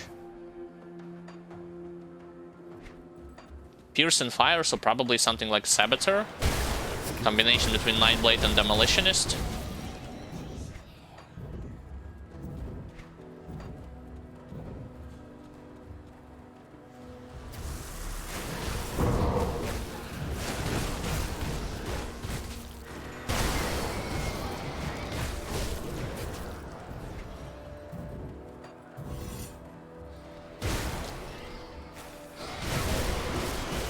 Skill's not ready. Supporter, let's kill him.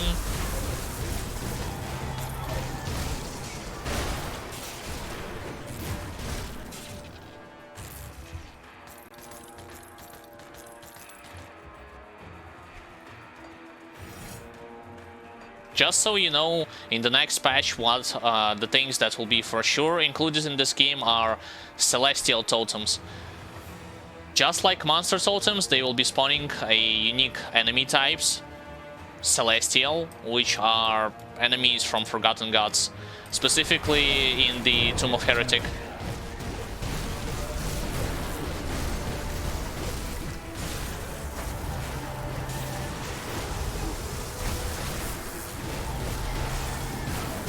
What a bunch of mages. Stop it.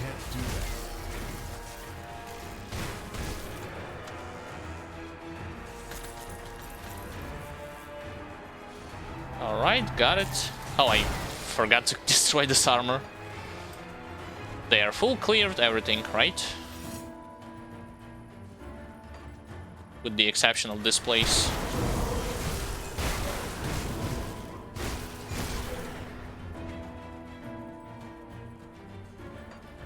Now I can go and complete this optional quest. Hopefully this full clear had allowed me to accumulate good amount of, well, 2000-ish. That's because there were not that many elites among them. To be able to acquire infamy faster, you would want to face and kill not only regular enemies, but also elites. Oh, and for that matter, I forgot to pop up Potion of Clarity. Not because I haven't finished leveling my constellations or my character, but because Potion of Clarity allows you to gain infamy experience faster, as well as experience with your character and experience when leveling your constellations.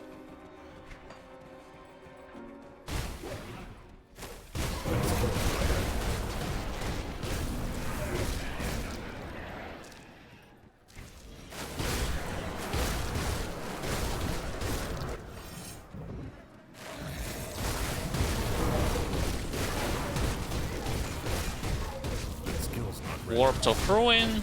Nah, I'm not interested. I'm looking for Barbaric of Electricity. Two-hander weapon that gives bonuses to Blade Arc and to Soldier's exclusive ability, specifically Alron's Rage.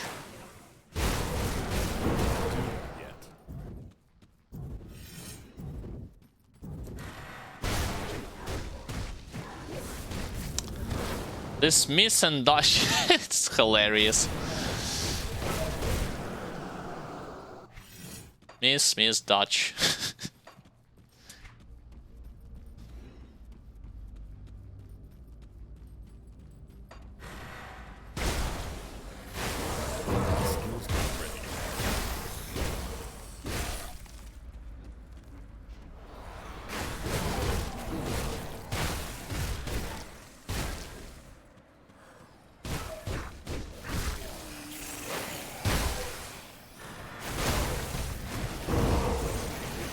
Strange that those fiery maggots did not explode.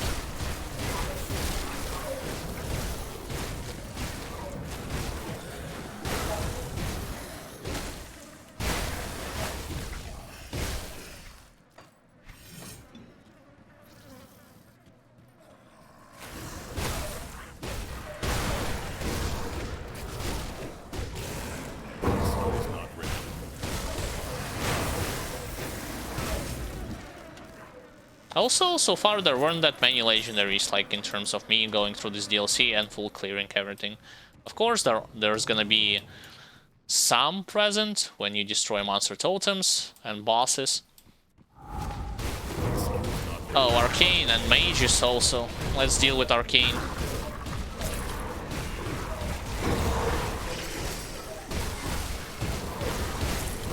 Deal with the rest of the Magis. Easy peasy. Phase Breaker. Elemental damage, acid to elemental, soldier, arcanist, and occultist. Oh, it's one-handed range.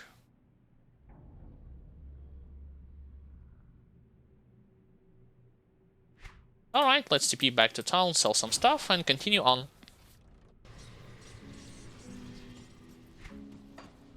See anything you like? Yeah, I know about the tomb. With the tomb, I haven't reached the area yet. It's in the oasis.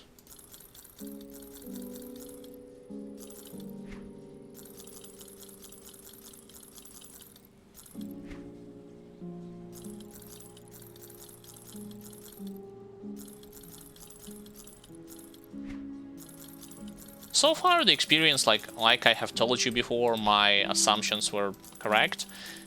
Going through Forgotten Gods is way easier than going through Ashes of Malmouth.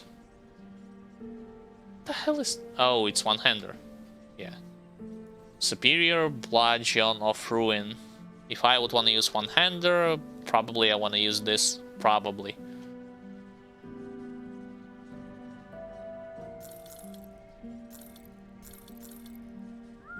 Alright, have I sold everything? Of course, with only exception of lore note. By the way, with lore notes, if you have already read them, you can pretty much either destroy them or sell them. You do not need to keep them in your inventory.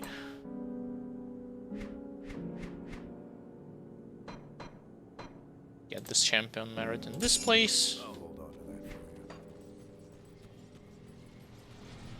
For some reason, it's still...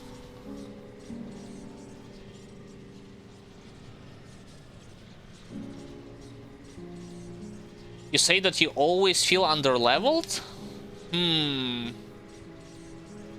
That's strange. The thing is that in this game, even if you don't have any kind of... If you don't have access to Potion of Clarity, which increases your experience gains, and you will still fully clear every area, you will be over-leveling your enemies, not necessarily under-leveled.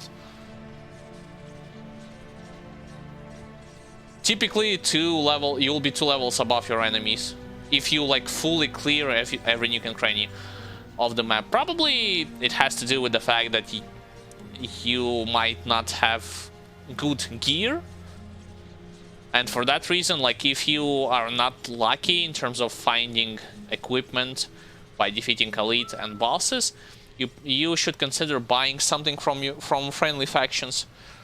Devil's Crossing, Rovers, Homestead, later on like Black Legion, Outcast, because they have, or Order of the Death's Vigil, as well as Caiman's Chosen. Typically they will have at least base amount of gear that has good stats for you to clear everything related to the campaign areas.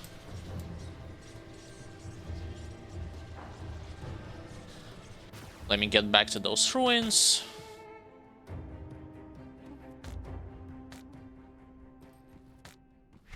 And then continue. I remember, like, even when I had just started to play through this game, and I did not have Potions of Clarity as well as Mandates, I had full cleared every, like, I was striving to open up, like, everything on the map, and then I got to the point where I actually received some experience penalty because I was over-leveling my enemies, like, 3 to 4 levels above them. Including those that are in Skeleton Key dungeons.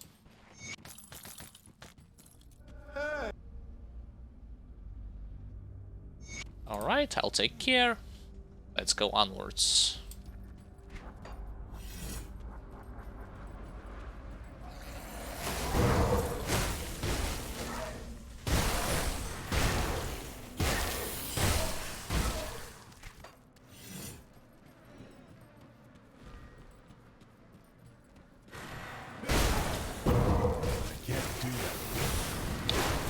There's a reflective mage.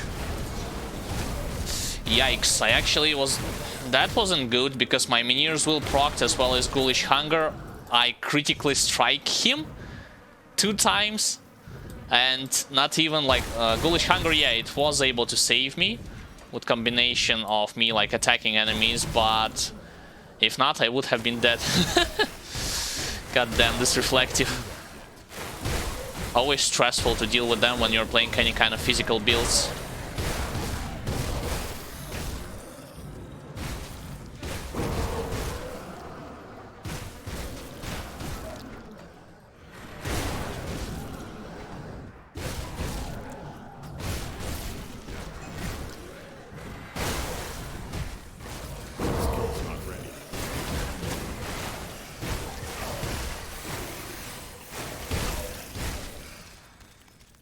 Alright, now let's get back to this desecrated shrine and cleanse it.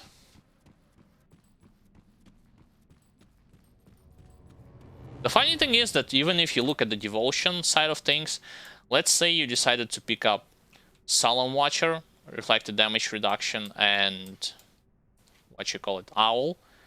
In total it makes 35% reflected damage reduction, and you still decide to attack enemies that have reflective auras on. You will take massive amount of damage in return, with or without those constellations. It's just how this game mechanics works.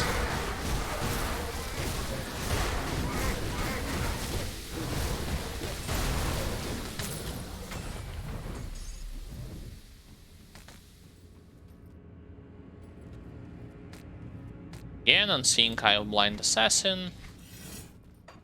That's like 6 or 7 times that I'm collecting it.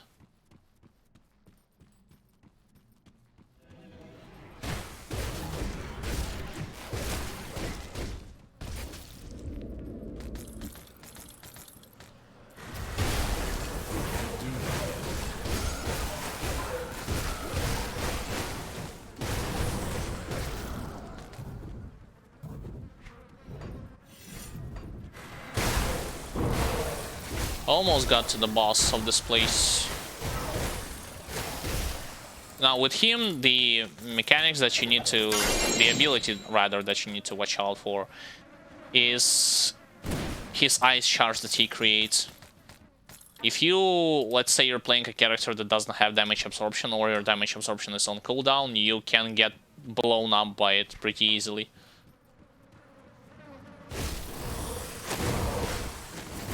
Now, the ability itself looks like a Rune of Hagarat from Inquisitor. So, if you have played something like this, you should be familiar with the nuances of the skill. In terms of it has a 2-way, like first it spreads from in 6 different directions, then the shards itself, they come back, dealing like double damage.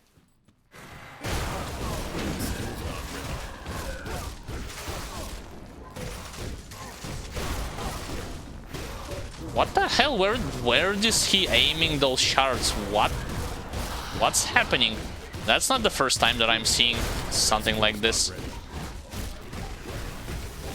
Those are those shards that I mentioned.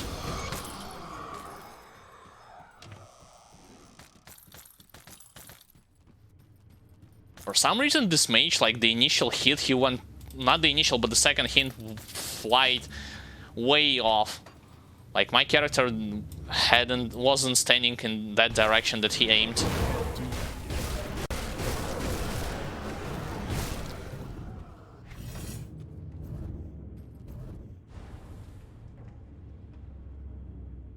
Most importantly, I avenged those brothers, so I can continue onwards.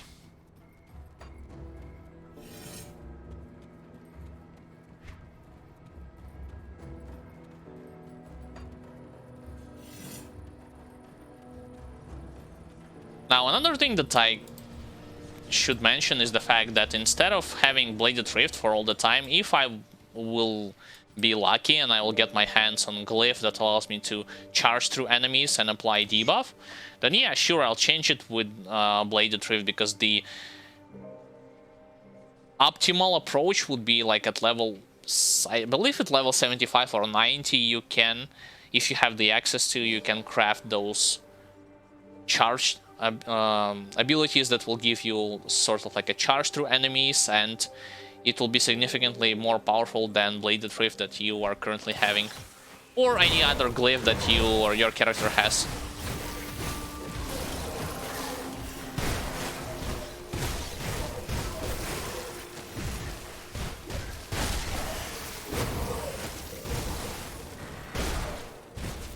There is a slight drawback to it, meaning that the charge that I just described, unlike teleport, when you are charging, you can take damage from some attacks, so you are not totally invincible.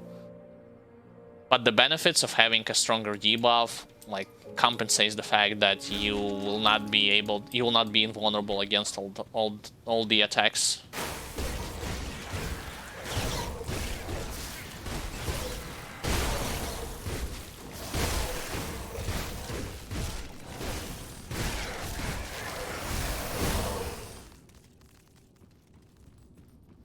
Alright, now let's fight against this boss.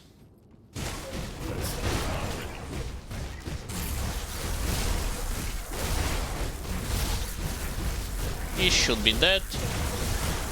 Yep.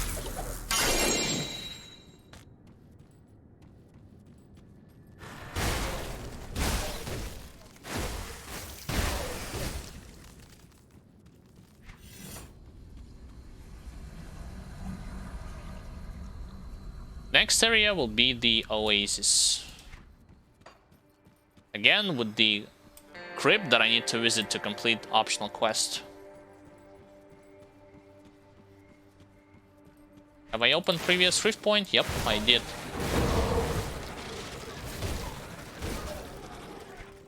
Karen Docks, right? Yep. Or I have skipped it. I mean, let's double check. Usually when you just ran close to it, yeah, it's activated. You don't have to always click on it, you can just run near it and it will be active.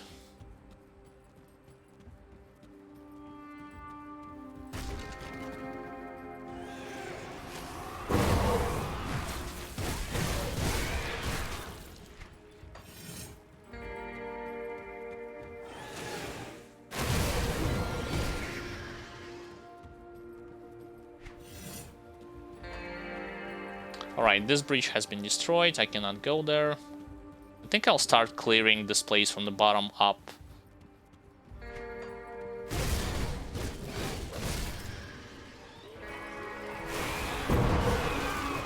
Oh, there's a monster totem. Sure, let's go to it.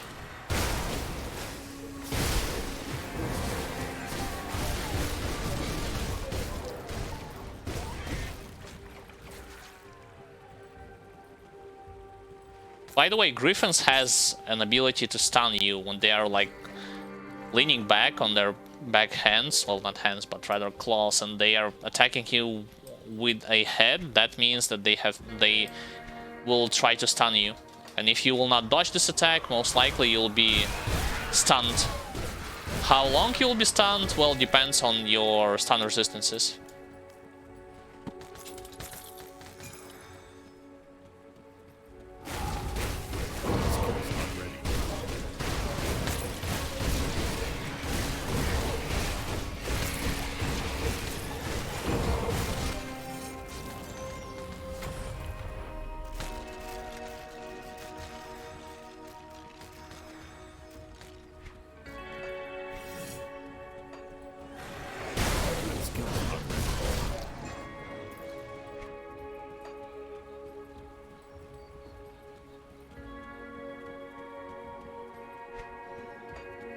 Can I go downstairs? I think I can. I need to go back.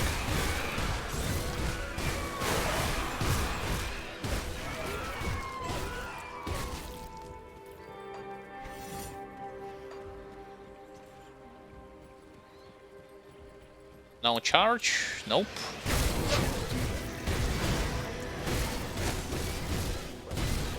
From this place, still no charge. Yeah, they're too far away. I know that Blitz and Shadow Strike allows you to cover great distances, but the build command doesn't work for hardcore difficulty. I mean, on my previous part, I mean, it technically does work, but on hardcore difficulty, I'm not including any kind of end game gold for this build. It's only the build that you're seeing right now. It was for my brother's build when he played softcore difficulty. On hardcore, you'll never know when you're gonna be dying, so to include something as a build, from in my opinion, that's kind of a pointless idea. I mean, I can give you a brief overview of this character. He is a Death Knight, focusing on Creek set for the most part, using Gut Smasher and Two-Handed Blade Arc. You can currently see my stats, offensive, defensive ability, as well as my skill points allocation.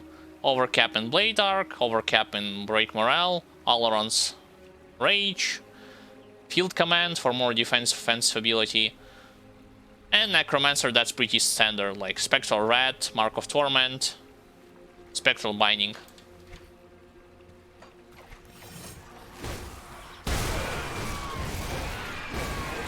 As far as Constellation goes, I was focusing on getting Azraka Eternal Sense. I'm prioritizing physical damage and some, to a degree, internal trauma. Ulzat, Herald of Korvac, Hammer, Assassin's Mark. What else? Chariot of the Dead for more offensive ability and resistances. Ghoul as a save ability, Empty Throne, more resistances, and that's pretty much the whole thing. Oh, let's not forget that since I'm using a two-hander, then Kraken is, by definition, should be included in your build. It works with every two-hander ranged and melee weapons. So this is my brief overview with the character.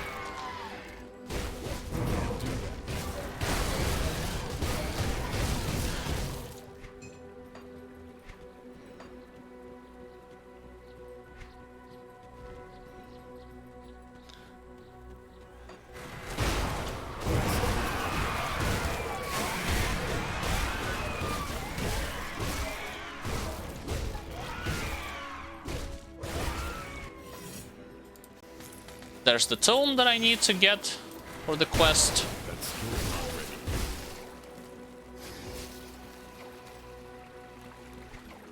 I still like the animation when they are exploding from Gutsplosion.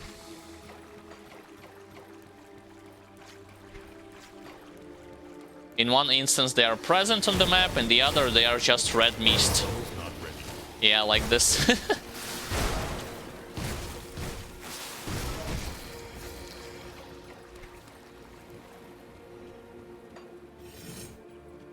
Alright, now I'm aiming to head towards the crypt.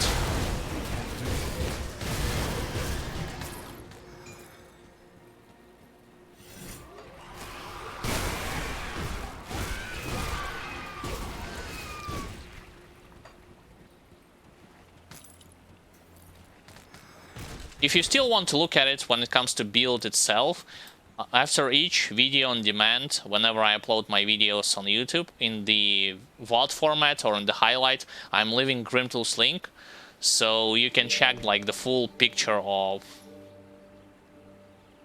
every type of component, every type of augment that I'm wearing, detailed stats, and so on and so forth. I'm not doing it during the stream just because, like I have said, it's hardcore and you might die pretty easily, and for me to include the build just to die like after 1 or 2 hours of gameplay, it's not worth it in my opinion. For softcore, yeah, for sure, but not for hardcore.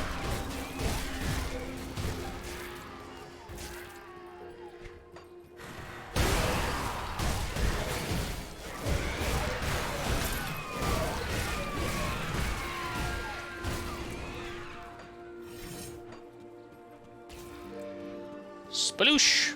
That skill's not ready.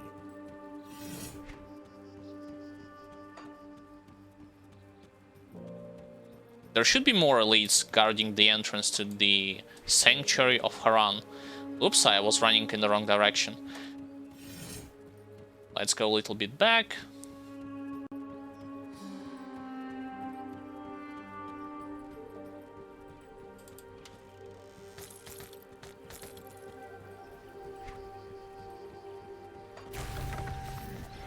Only one statue?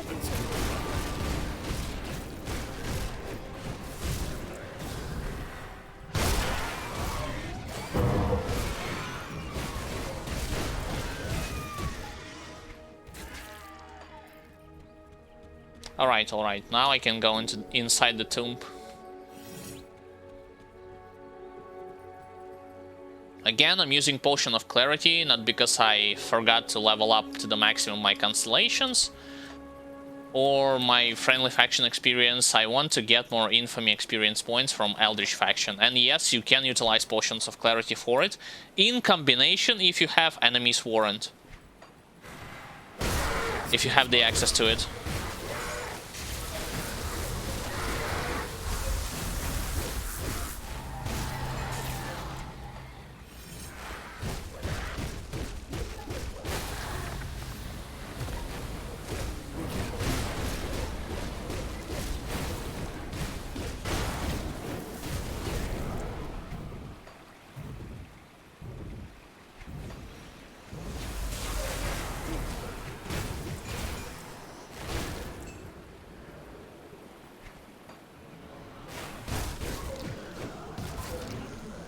Those misses are so annoying against those Eldritch Ghosts.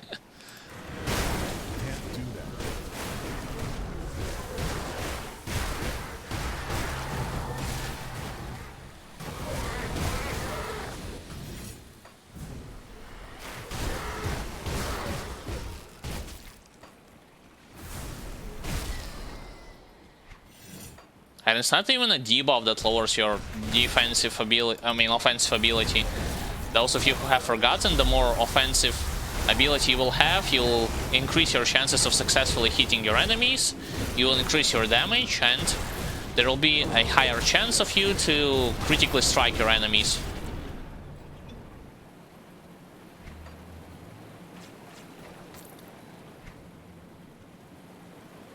I actually full cleared everything there. I can move onwards.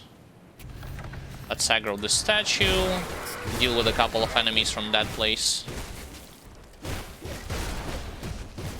Nope, you missed.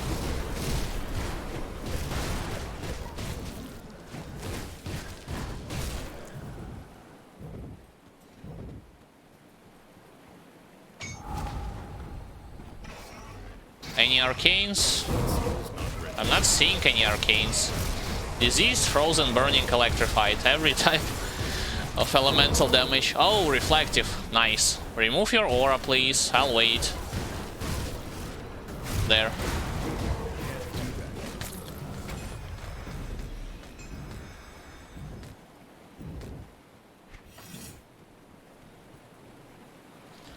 Shrine cleansed. Onwards.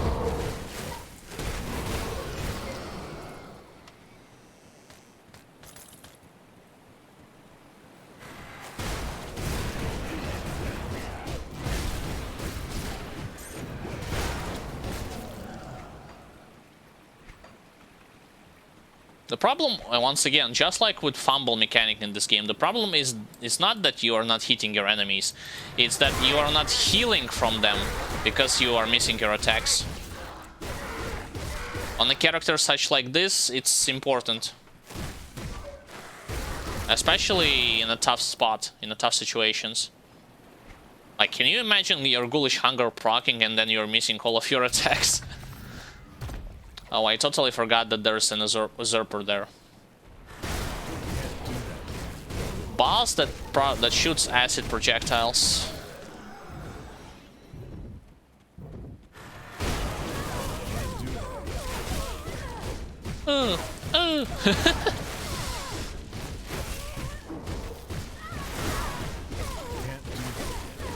There. Mythical Dread Scorcher, two-handed. Wait, what? Two-handed ranged with ether, fire, ether damage. Inquisitor and Arcanist, and Necromancer. There's no such thing as good ether builds on ranged weapons in this game. I definitely know this for sure. I can't carry anymore. Alright, let's go back and sell the stuff that I have collected. give you a good price on what I've got left.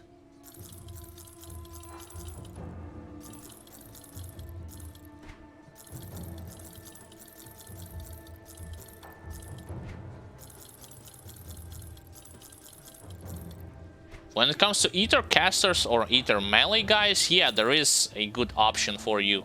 You can either play, again, same Death Knight, only using Aether damage as your primary damage type and picking Cadence as well as weapon pool skills from Soldier, both from Soldier and Necromancer as your go-to options. Or you can play as whatever caster you prefer on Aether damage, but ranged build? Nah, there's no such thing as ranged builds. In terms of range, like shooters, not necessarily range as casters.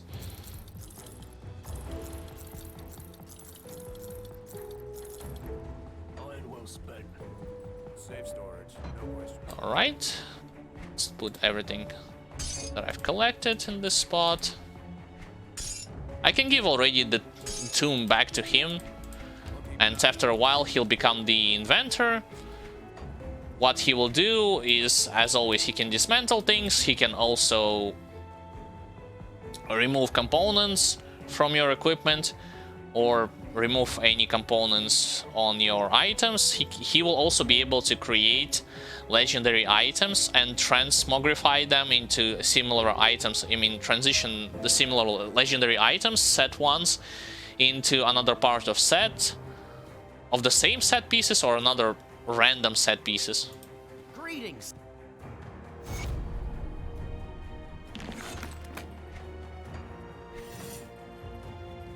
Let's start with them.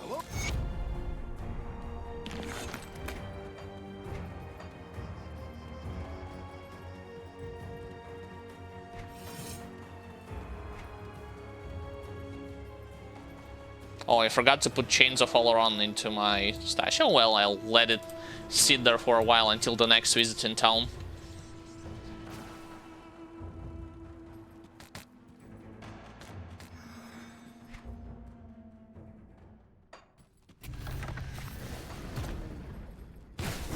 I still want to collect my two-hander weapon, come on. The one that gives bonuses to Blade Arc and to Oleron's Rage. I know that one of the statues has it.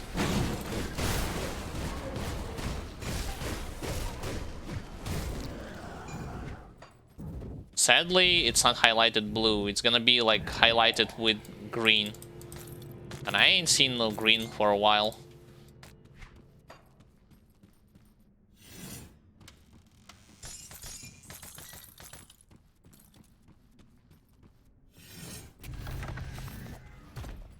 Only one left, right?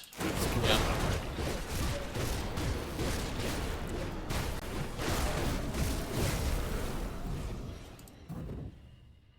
Now the ghost is clear to continue the journey and go into the Howling Abyss. I think the next one is called Howling Chasm.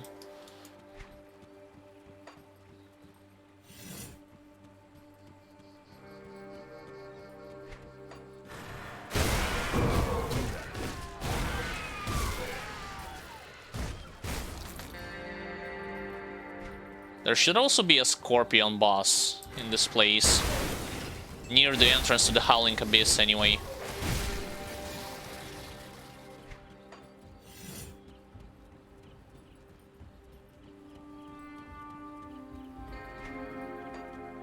Nope, not here.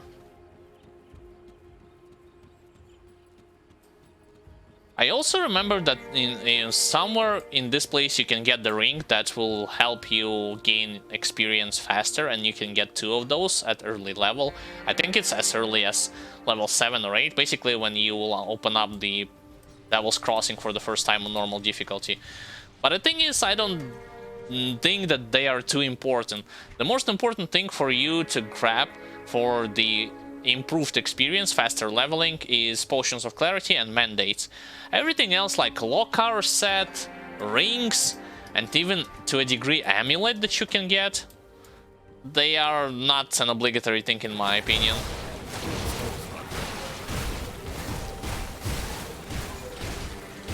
For instance, I can give you like a... not the rundown, but my take on it. When I leveled this character up, I skipped on normal and elite difficulty 35 to 40% of the areas, and I was still over-leveling my enemies significantly. I was using just potions of clarity and mandates. Like, can you imagine what would happen if number 1, I was full clearing every area, and number 2, wearing all the locker set plus the rings that I mentioned and amulet. Like, sure, you can get it, you can play with them if you want to, but I don't think that they're as important. And another problem with locker set is the fact that it has a severe drawback in terms of having low armor. There will be a point when enemies will start to hit you so hard despite you maxing out your defensive ability, excuse me. And that's only not because you have done something wrong in terms of resistances, no, because the locker set doesn't provide very useful armor bonuses.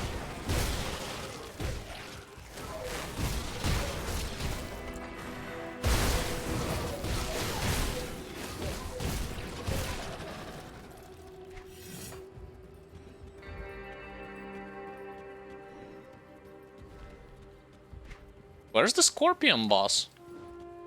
Huh?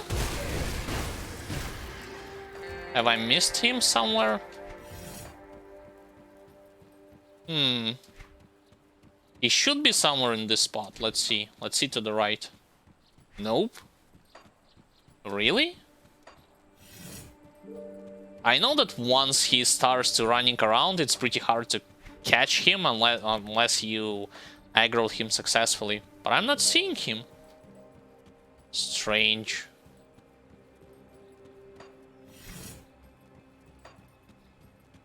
Oh, there he is.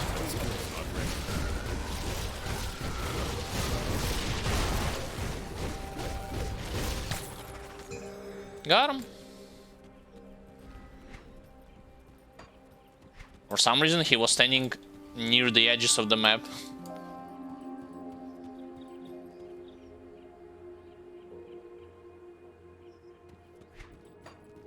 Now, with Howling Abyss, what you want to do, if you want to go for the third part of Seal of Morganet, you would want to stick all the way, like, to the left. Go all the way to the left.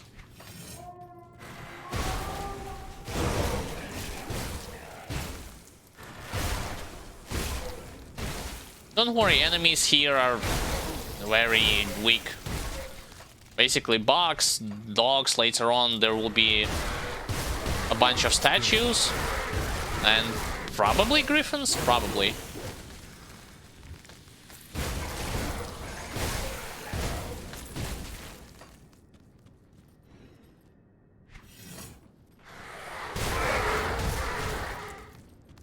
That skill's not ready.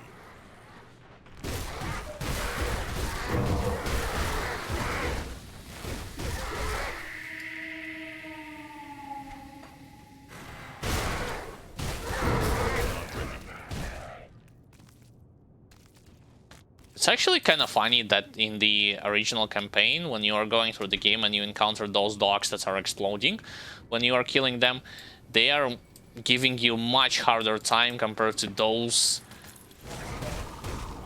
new quote-unquote type of enemies that you are seeing in the second DLC.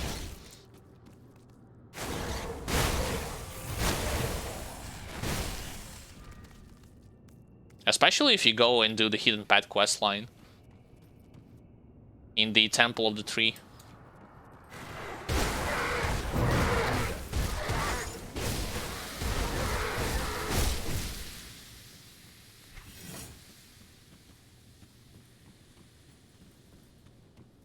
There's an elite. Steeljaw. Wow, so much for Steeljaw.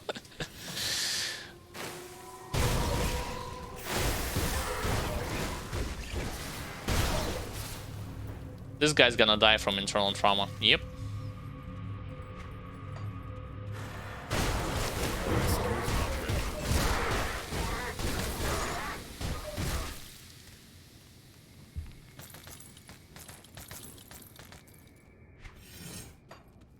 There is a monster totem. Again, Forsaken Savage. How many Savage totems? I think I have... Believe it or not, I actually halfway through Forgotten Gods DLC and I only encountered one Eldritch totem. One. There was like 5 or 6 Savage totems.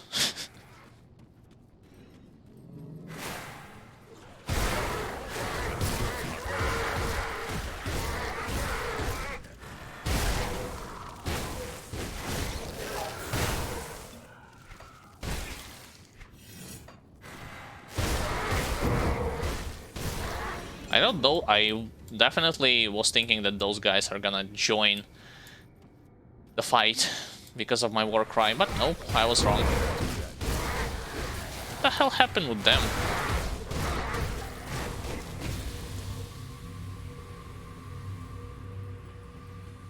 Alright, Forsaken Savage. Any arcanes? Nope, not a single arcane. Tyrannosaurus got knocked down on his back.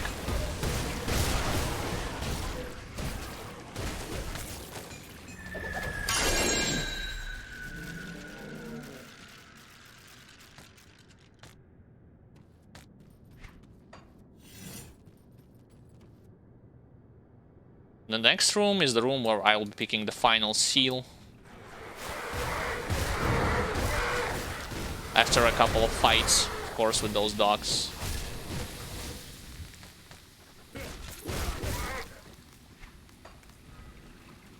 By the way, the thing is that when it comes to lore, again, cool stuff. Originally, those dogs are supposed to serve, you know, Eldritch God, not Eldritch Gods, what am I saying? Salile, Bismael, and Dreek. But because they got corrupted with those Eldritch Spores from Korvac, now they serve him.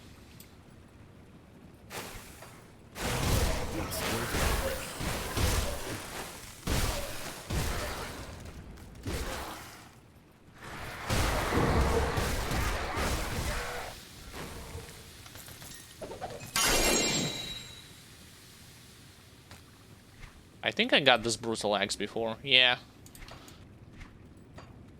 Not interested.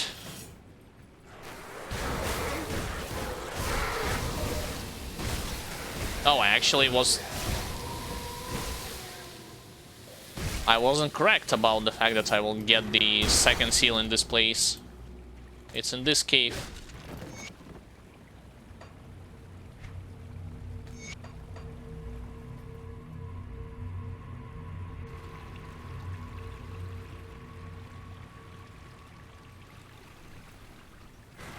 Now this is your Stone Griffin boss.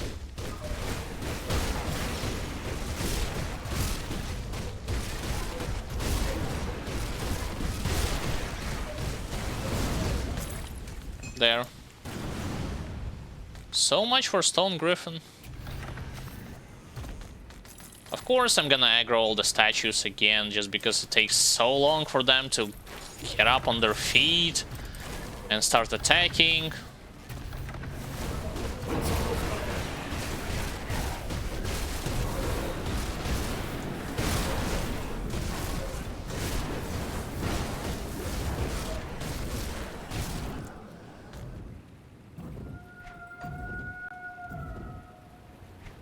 Most importantly, have I got what I wanted to? Yep, the final seal.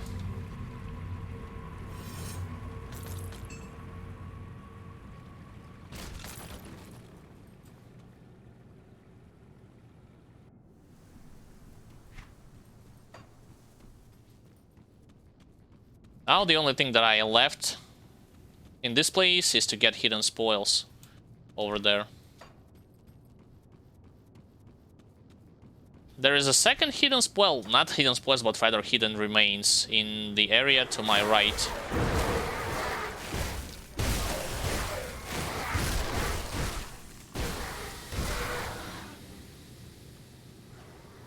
As if all the way to the right and under this bridge. Yep, there it is. Hey, I got Mythical Stonefist Rebuke. Talk about random drop. The best item that you want if you want to play with Force Wave. Two-hander force wave, remind you, not one-hander. Does it still count as a mace? Yep. Just like God Smasher, it still counts as a mace.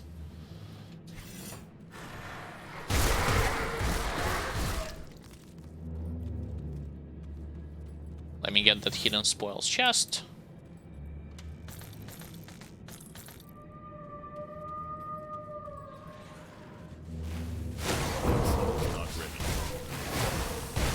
Guys are such a slowpokes, really. Well, I mean monsters.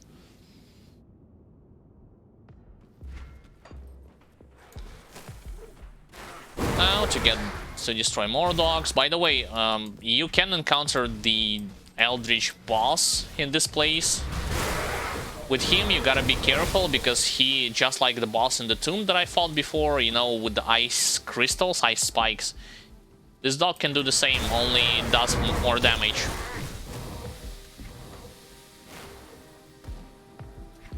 You'll either face him here or a little bit later in one of the encampment filled with Korvax chosen.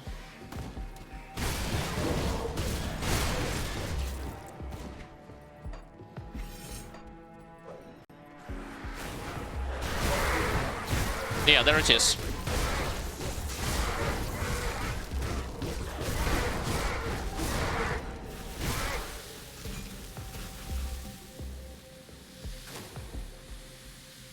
And it didn't drop anything. Wow, that's... How many times I will kill bosses that will not give any kind of items? At least give me a single rare item. Like, what's the big idea?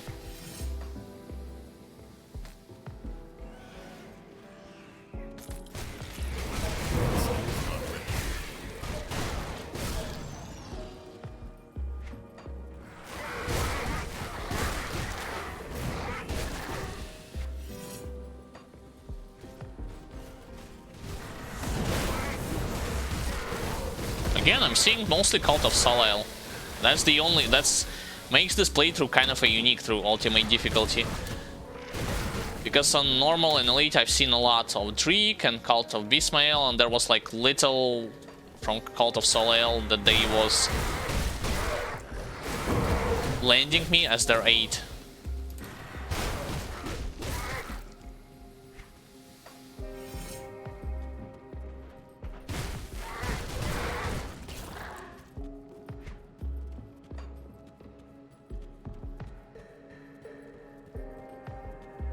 Alright, onwards.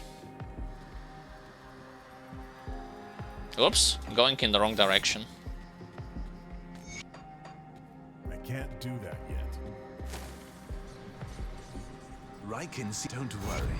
Alright, more quests. I hear you've done. Eliminate. Yes, traveler. And I should return back to the Conclave of the tree just to grab a quest that is gonna tell me to resolve the mystery of Corvan City.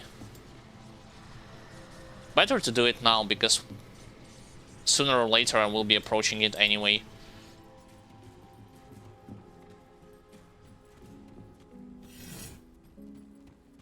Sagan demands you speak. Wait, what? Sagan demands you speak with him. He expects. I guess I should wait a bit until this quest appears. I thought I can do it right now. My mistake.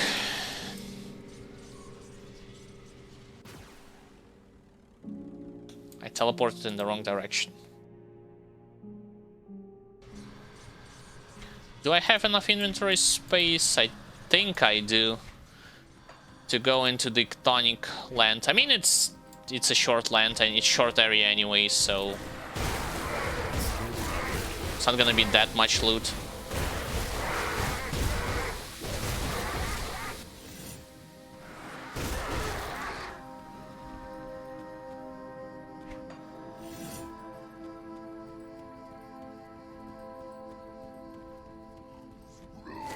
Oh yes, Korvac Rage Flame. Prepare yourselves for hearing bajillion times Korvac save me instead of Kaiman save me.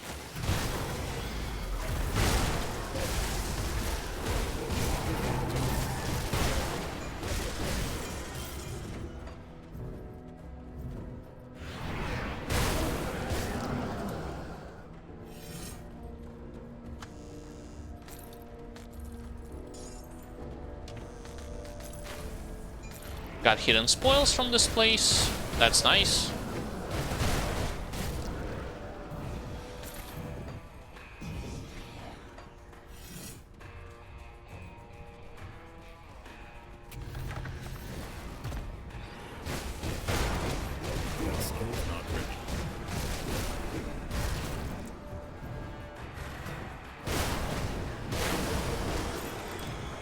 What the? For some reason I accidentally destroyed the environment in this place. Yep. Talk about damage control. By the way, originally Shout, again, those of you who do not know, like, perhaps they are trying Warcry and they do not understand, like, why... Like, during my playthrough, Warcry destroys environment, but in my case it doesn't. That's because of the Krieg's helmet that I have. It adds damage to the Warcry, on top of giving you extra cooldown reduction with this.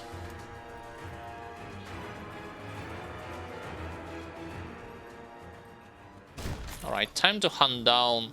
Oh, I actually... Can I encounter Gravatal, the Void Drinker, in this spot? I don't think I can. Maw of the Damned, legendary shield. It looks cool. Vitality damage, vitality decay.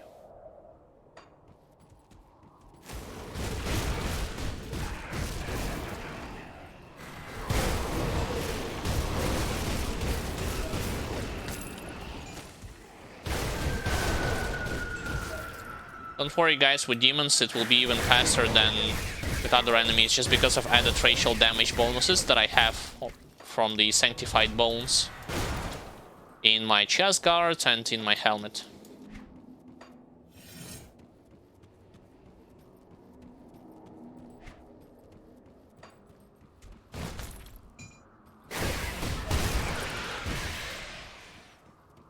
What am I looking at in this place? I'm looking at specifically corrupted Tyrannosaur, if I can call him that way, that I need to kill. Oh great, Arcane.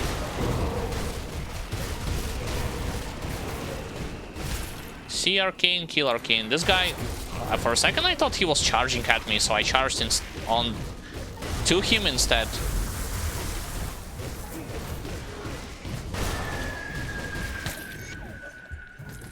There. No more corrupted Tyrannosaurs. How sad. They were all extinct. Have I missed something? Nah, I haven't.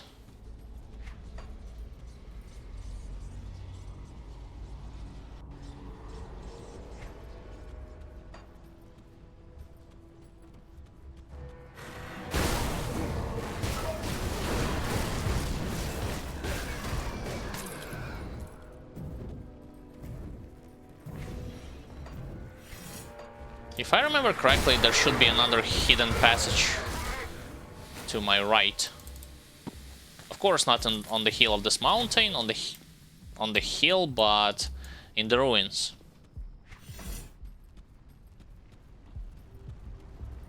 Yeah, there it is, leading to hidden spoils.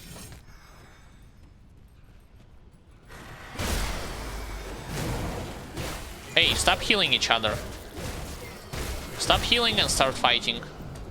Actually, that's weird that the first thing that they were doing to themselves is healing, even though I have not even touched them.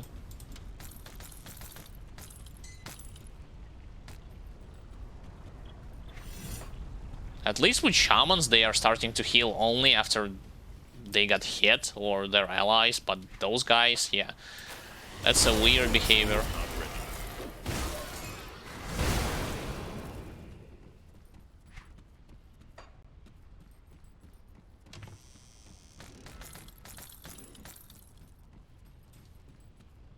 Ancient Eldritch, alright, tier 3. I'm up for the challenge. Although I need to get it from a different place. To get there from a different place.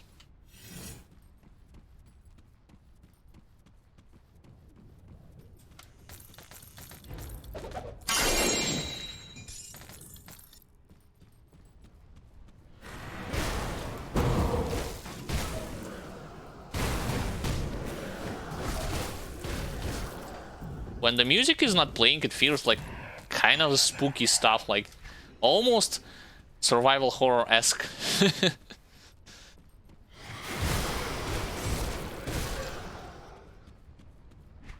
As if you'll expect it's a screamer in a couple of seconds.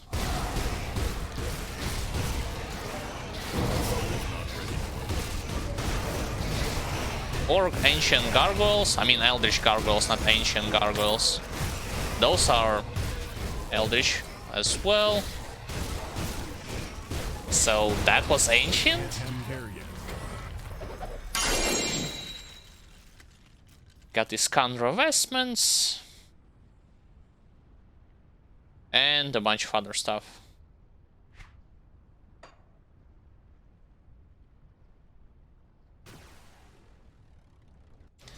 That was a disappointing tier 3 total. In terms of how challenging it was. As not challenging. Challenging by being not challenging at all.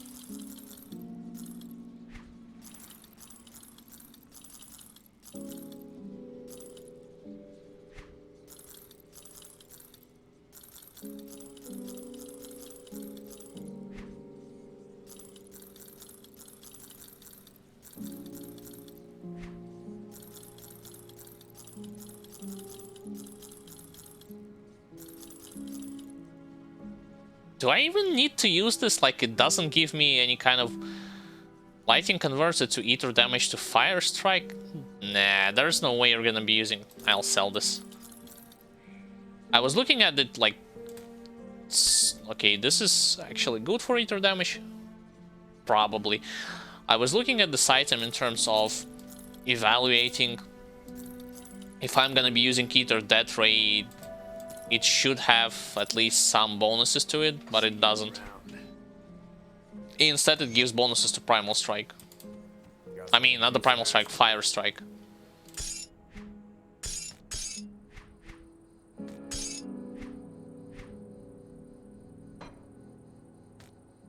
Final Seal and quest item,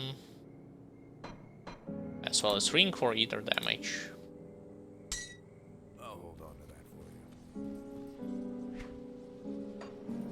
Moving on.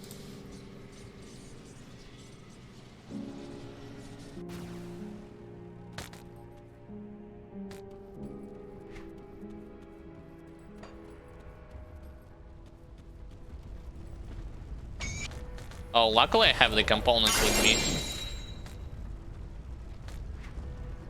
Another item for ether damage.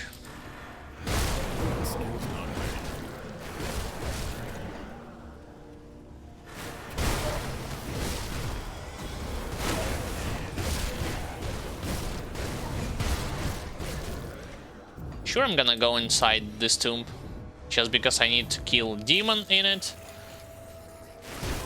And not forget to click on the corpse on the second floor to get one item from him.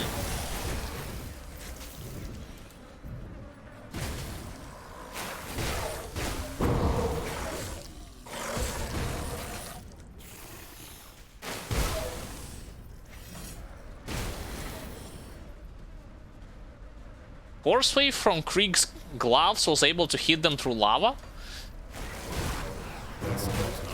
That's the first time I'm seeing such a thing.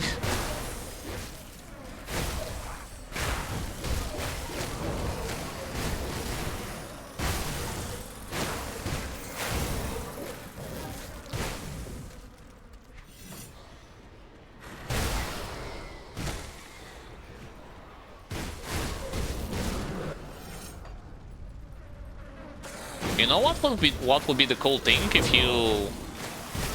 if they somehow realize it? What are, in terms of Eldritch spirits, instead of attacking you straight up front, they will be like trying to possess you and make you do like stupid things, like popping your potions, using your abilities out of order, and so on and so forth. And afterwards, when you take control of your body, you already like used some form of your healing and damage, so you have to deal with them with whatever you left. That would be cool in my opinion.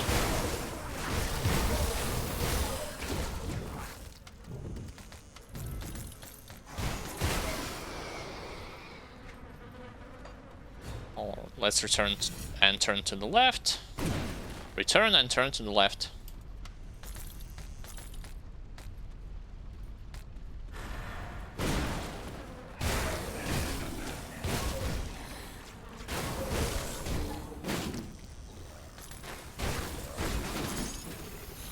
Yeah, I was right, like those festering mummies, it's RNG, like whether they are gonna pop up their maggots or not. It's not happening 100% of the time, because otherwise the screen will be filled with maggots.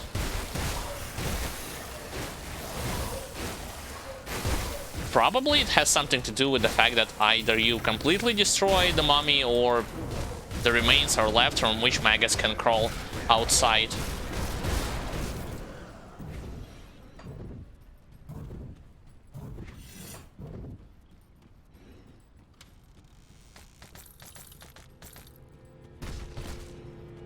More items, more enemies. Because you remember I talked about the God Smasher and showing it to you, the animation that enemies just explode in a bloody mist. So if they are not exploding in a bloody mist, then yes, maggots can start crawling from them. Yo, this guy just shredded my defense ability like I did not have anything. Shredded actually by 300, so that's not small number.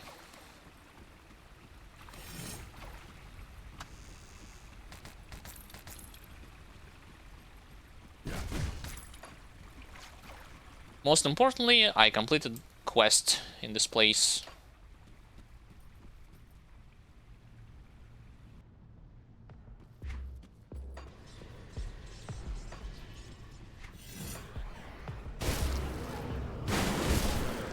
That skill's not ready.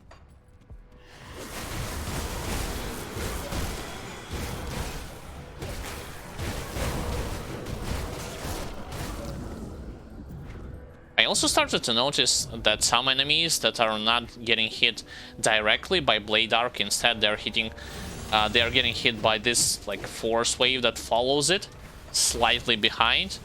The only damage that they are taking is small bleeding damage and internal trauma. So they are not dying as quickly as others.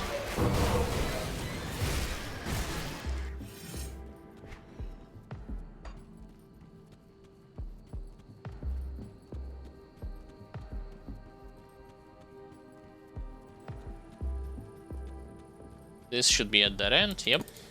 Griffins should attack me. Yep, there they are.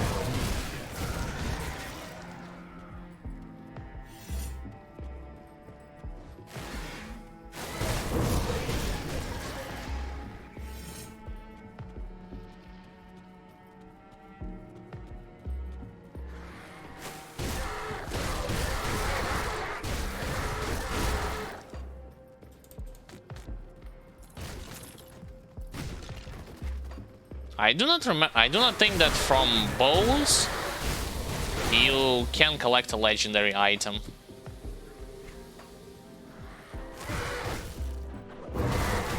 It would have to be at least some kind of a corpse or a regular chest. Like that's the smallest requirement that you would have to fulfill if you want to get this item. Oh boy, I talk about the mages. Always want to focus flame spreaders over anyone else, because they are gonna heal. They are the ones who are using shield for their allies as well as healing them, and healing themselves as well. I'll go to the left first.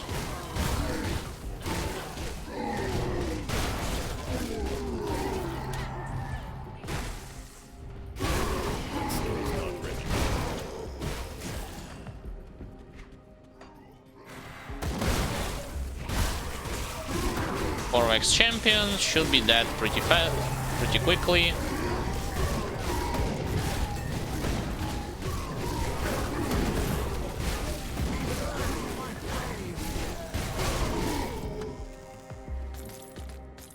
Dying left and right. What am I looking for in this place? I'm looking for treasure trove. It can be spawned in this area or all the way to the right in the other encampment.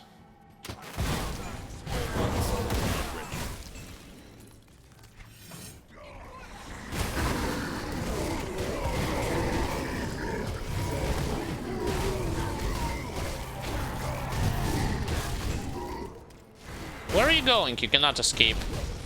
Try to run away and alert the others.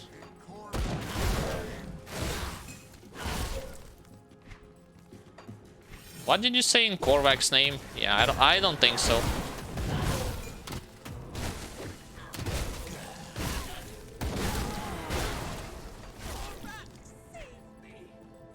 Korvac doesn't care about you, he only cares about himself. Stop whining.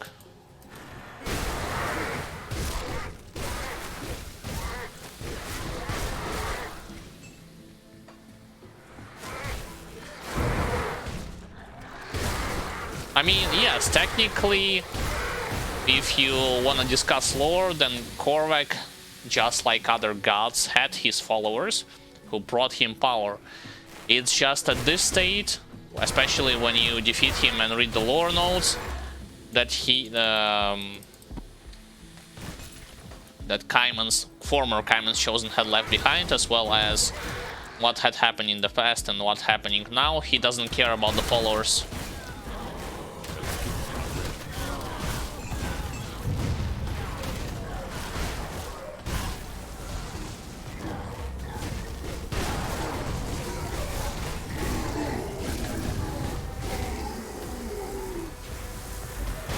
They are trying to shoot the wall. Guys are terrible.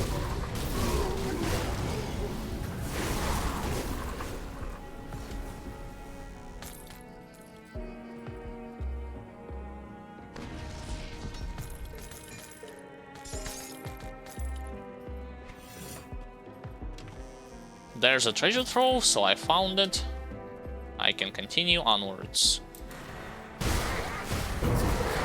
I mean, technically, he still cares about the followers, Korvac that is, but not about Kaiman's, well, former Kaiman's Chosen. He just shared some power with them, and that's all. The other servants to him, like Korvac servants that you're seeing in this place, in the Tomb of Heretic, and so on and so forth, they are the one that gave him in the past the most amount of power and give them the same power right now.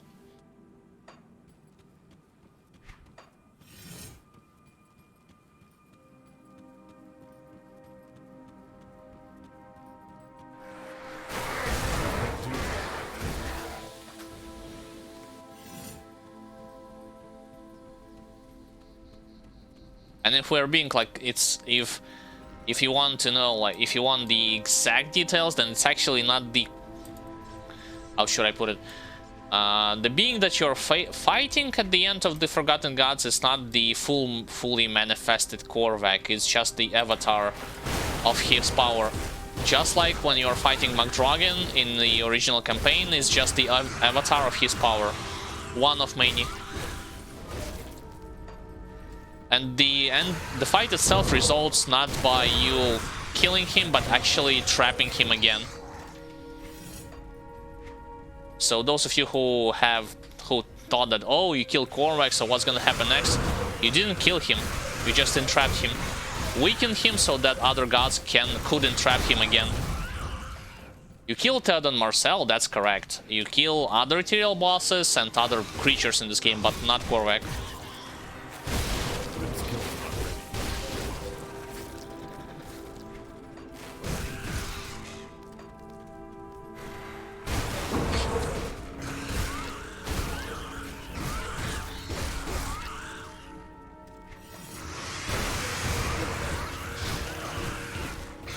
Alright, I'll go into the tomb right about now.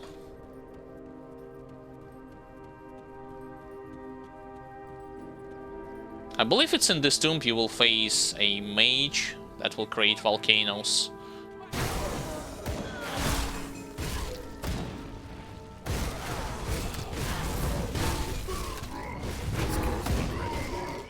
Yeah, definitely the right spot. Charge!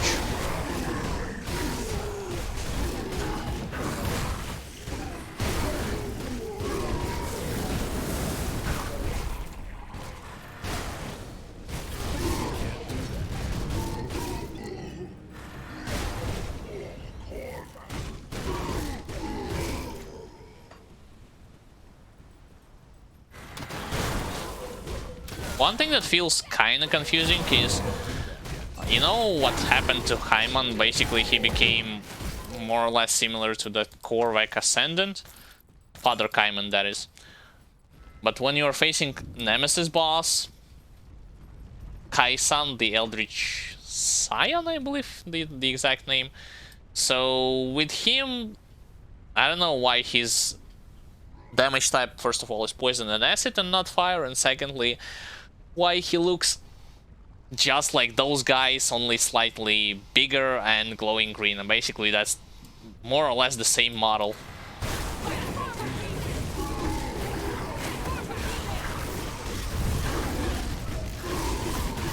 Oh, I'm standing on volcano. Need to move. Again, standing on volcano, but she's already dead.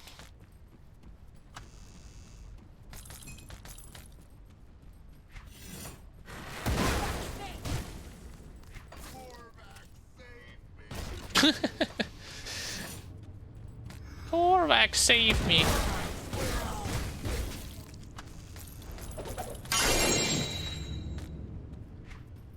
Mantle of the Drake.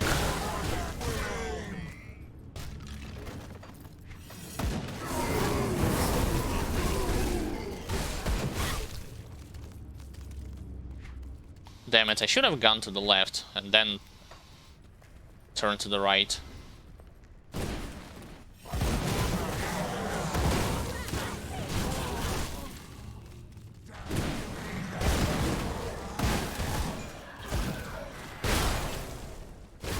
I think you can silence the ability to heal from those flame bearers. I'm not positive about it, but I think you can do it with your war cry.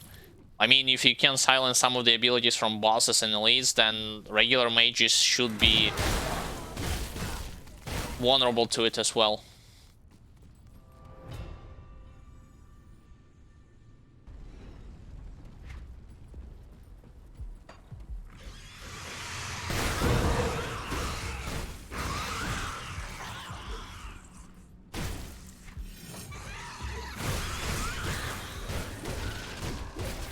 Skill's not ready.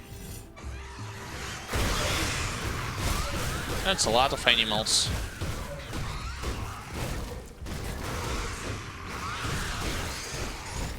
See what I mean by knockdown being both good and bad?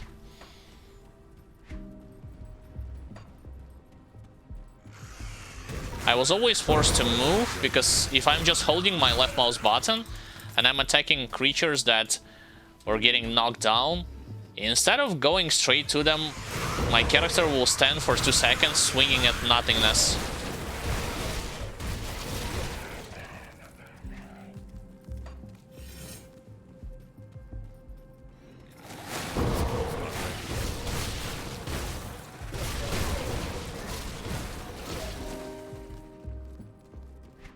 Alright, full cleared, onwards.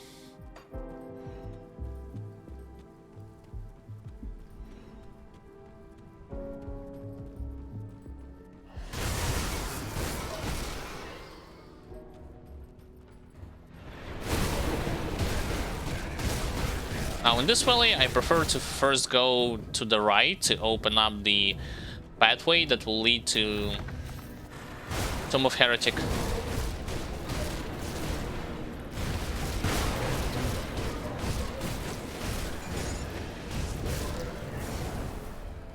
And already afterwards, explore everything in this place.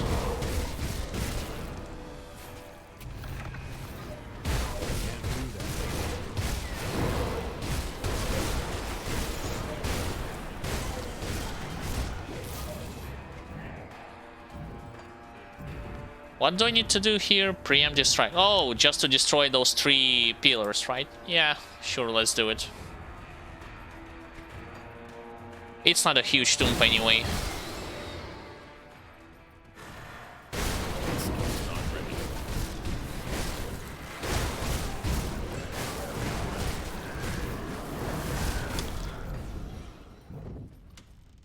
Funny how the game shows you that this enemy is dodging not only your attack from Blade Arc, but also attacks from Seal of Blades.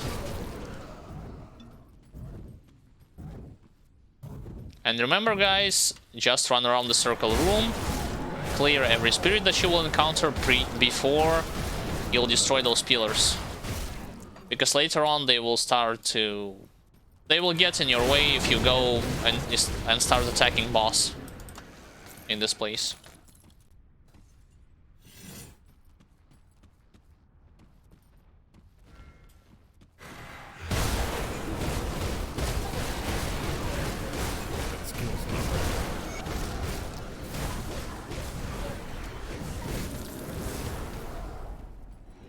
Now, in regards to the boss, it's pretty simple. Just destroy his 2 of the poison green-looking crystals, excuse me, and then face the boss. I can't carry it. Inventory is full. Oh, inventory. Alright, alright. Let's go and sell.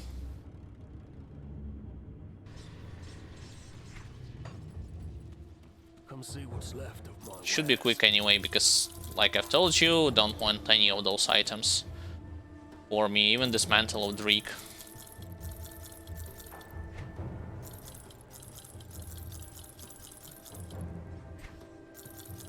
I think the Ugden Bloom that lies in my inventory, I have collected it either as a quest reward or from one of the monster totems, because there is no enemy that will allow you to get Ugden Blooms from this place, unlike the first DLC. See you around. I think I forgot, yeah, there's one amulet. See you around. I'll keep your stash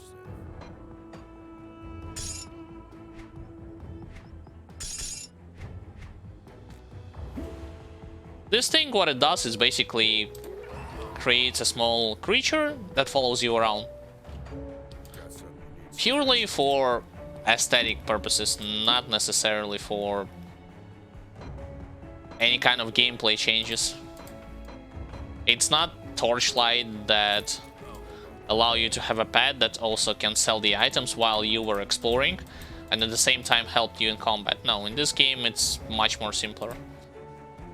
Simpler than that.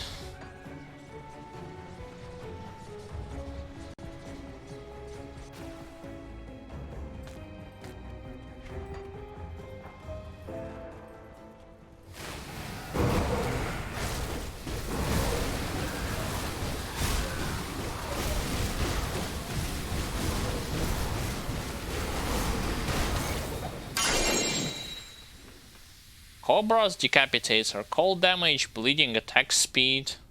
Cobra's Bite, cold damage, attack to health. Cobra's Set. What does it support? Ring of Steel, Savagery. So for a Trickster you would want to use something like this.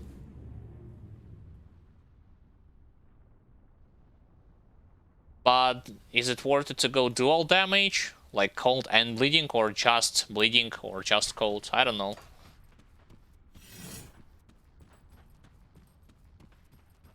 My only... here's the thing. I wouldn't mind to try sometimes in the future cold builds, but the only problem that cold builds in Grim Dawn usually have is a lot of enemies are pretty much immune to... not even talking about bosses. They are pretty much immune to any kind of freeze effects and your attempts to slow their movement speed. And there is no, like for instance, it's no Diablo that you can freeze enemies and then shatter them to deal extra damage. So in 99% of the cases, your cold damage will be like just there, just for the sake of damaging enemies, and not necessarily controlling them.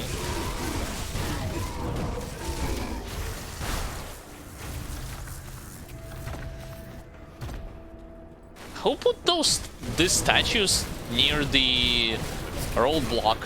What the hell? What a weird placement of enemies.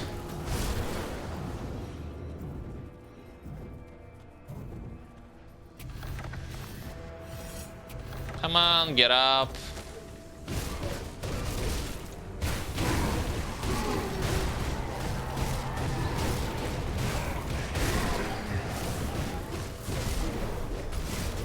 I think I finally got green.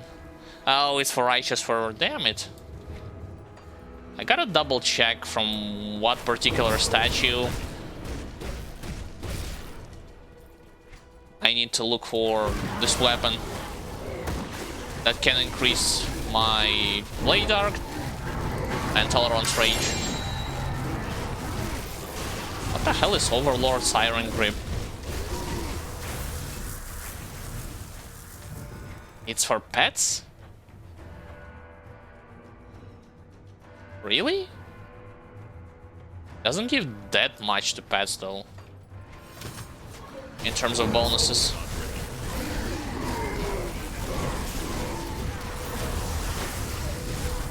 Yo, support group, stop hitting me from the back line.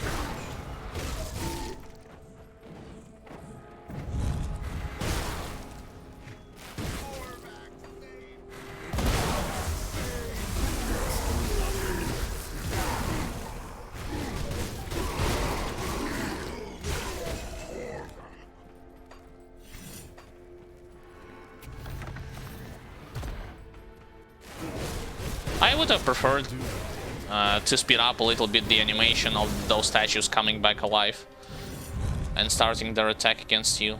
Why was there a volcano that randomly starts attacking me? Huh?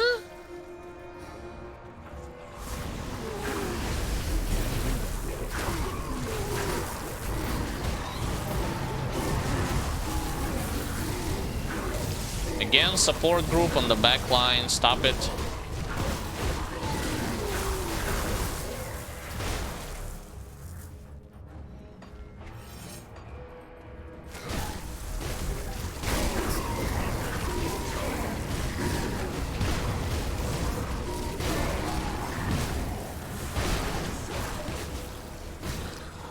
Okay, so this is the path that will lead to Tomb of Heretic, right?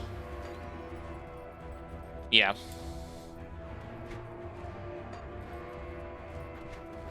Now let me TP back to town, grab my seals. I'll just open up the rift point. I'm not gonna go into the Tomb of Heretic on this stream. I'll go on the next stream. I'm just gonna open up the shortcut. That's one, that's second, and final one.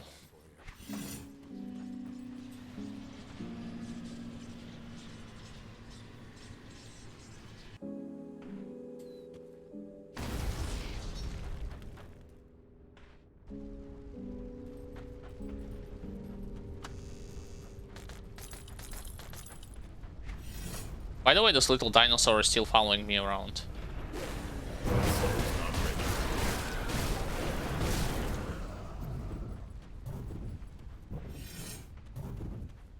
No enemies? Yeah, they are all the way there.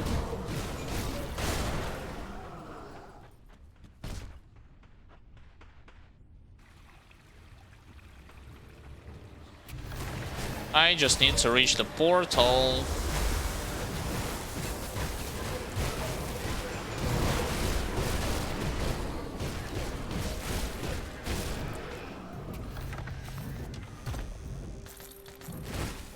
By the way, that's a very strong contrast between the dark and red and black environment of the Forgotten Gods campaign and all of a sudden, like, colorful sunlight, colorful light in the...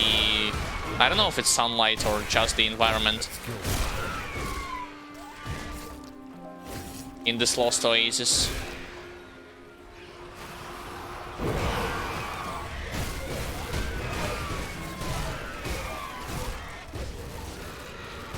Especially considering the fact what lies in the tomb itself. Alright, so I opened up this passage. Let me teleport back to the Valley of the Chosen.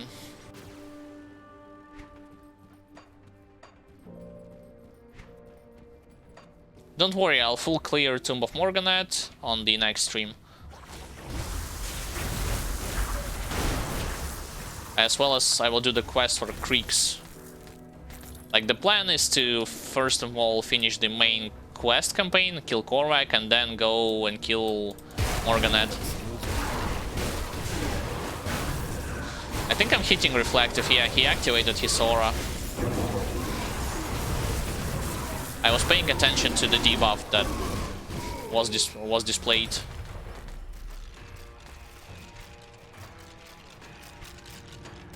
Oh, blueprints. That's kind of bad.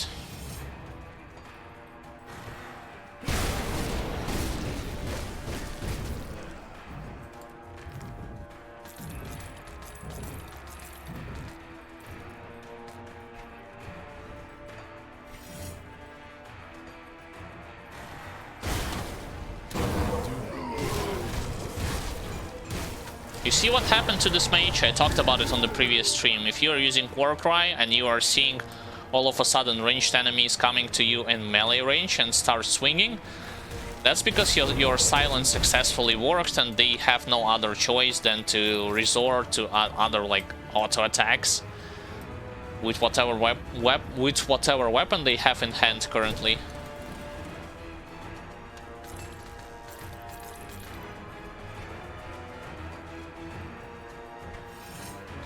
Now let's finally go to the Tomb of Nephos.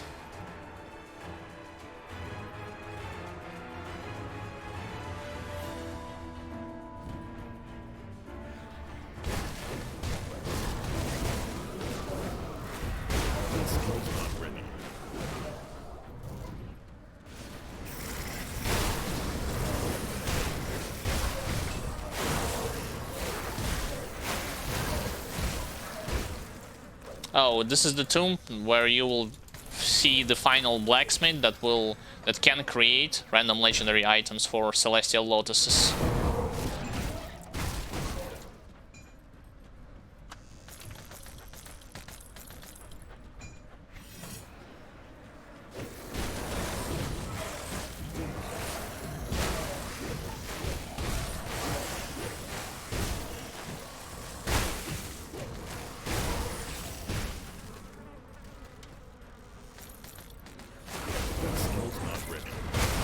What the? Yes. I definitely wanted to clear. Let's see. All my gear has been equipped. Yep. I didn't want to click on the desecrated shrine. I clicked on it by accident.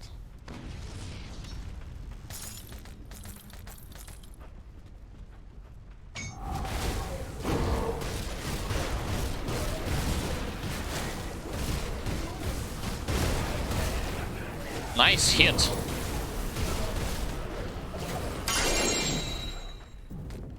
Hey, I got the second Warborn set piece.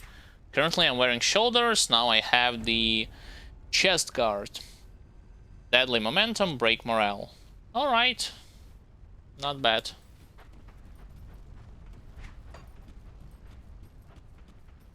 Ancient Eldritch. That's good. More reputation against the race.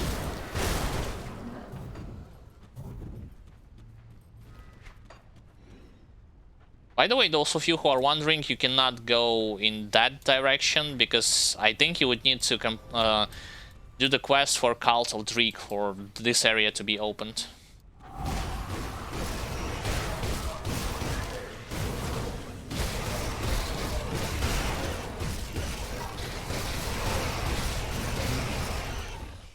Really? That's the ancient... What the hell? What's the deal with ancient totems these days? That was the ancient. A bunch of white and yellow enemies. Somebody tell people to buff the ancient totems.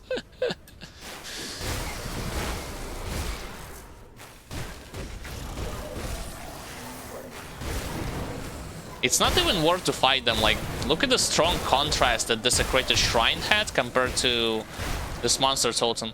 Desecrated Shrine had 4 elites. Well, 3 of them. 3 elites and a bunch of yellow and white monsters. Those just white and yellow without a single elite.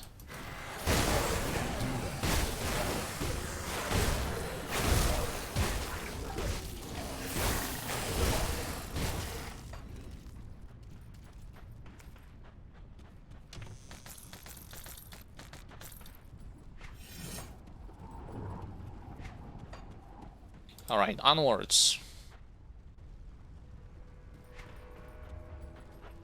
To the left.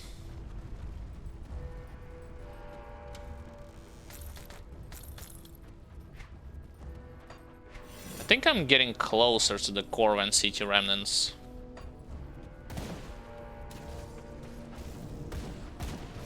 Wait, is there a passage? Nah. Another dead end.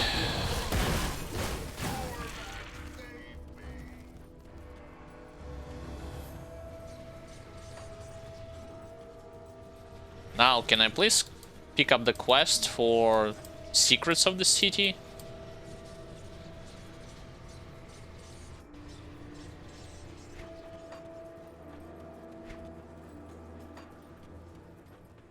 Let's see.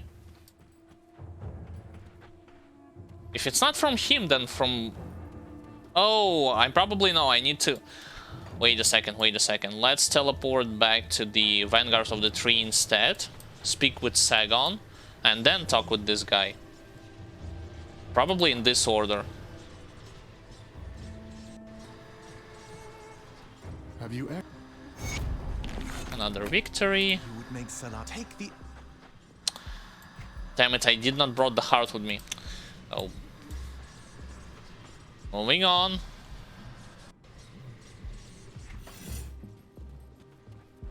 I'll keep your stash safe. I have the heart, it's just not with me. I'll hold on to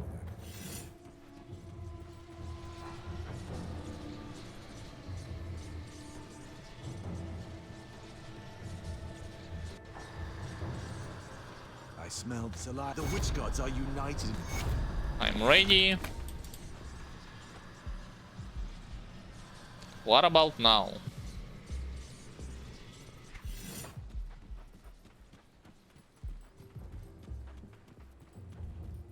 Yeah, that was the correct order. Corbin City was... I will unlock the secret.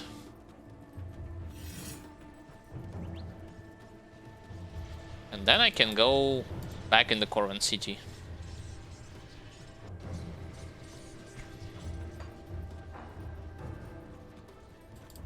Hello again, my friend. Hello and goodbye. I'll return to her later.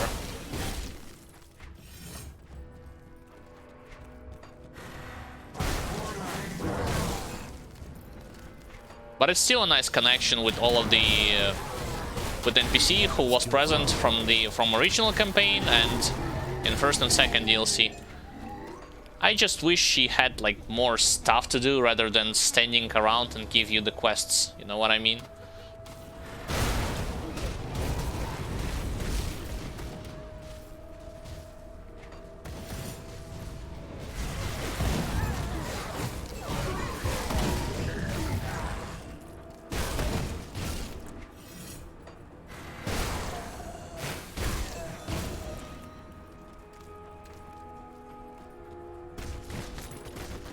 Because the truth of the matter is that for the most part, not in everything, but for the most part, main character in this game is a jobber. He just completes stuff without necessarily asking or arguing about something.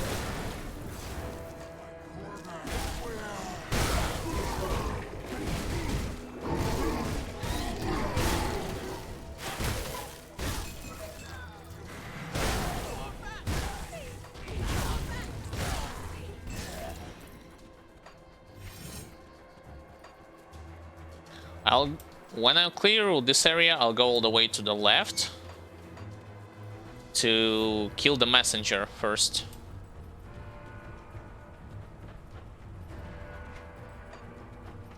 What the hell? Have we met before?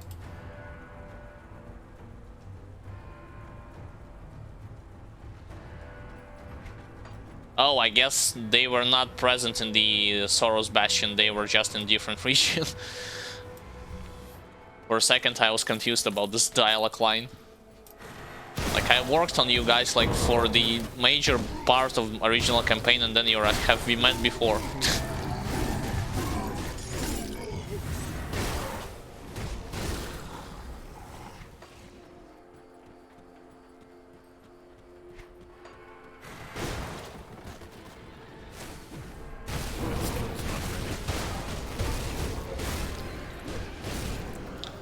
Alright, inspect the statue. I bleed for you, yet have no blood. Eternal agony through immortality. Drake.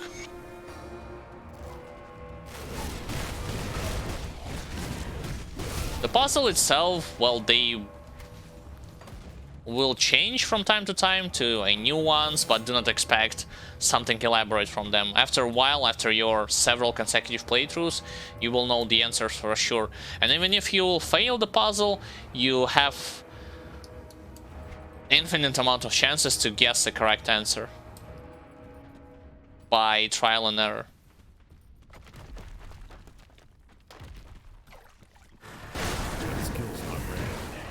Yeah, stand in lava. Come on, get away from...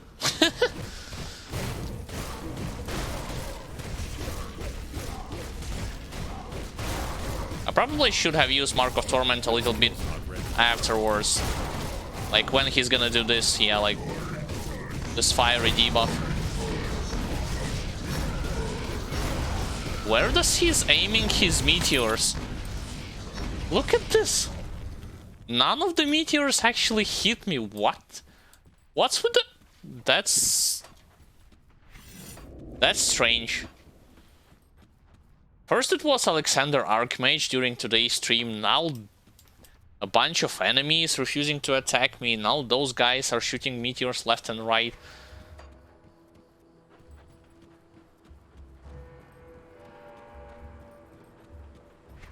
Anyway.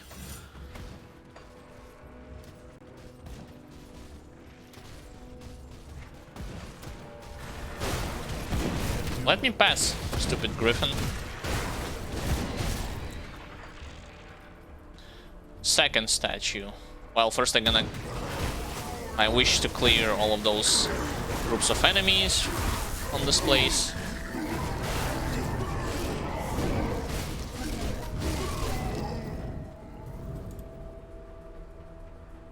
Santa's Raka, yeah, I already know about it.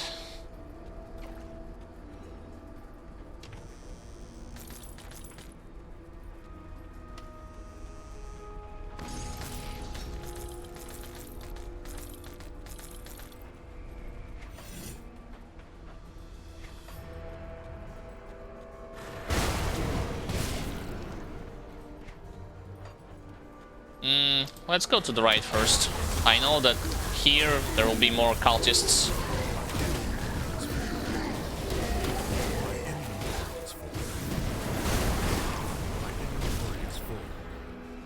Rune carved of celerity. Oh, it's... I thought it was a weapon. Never mind.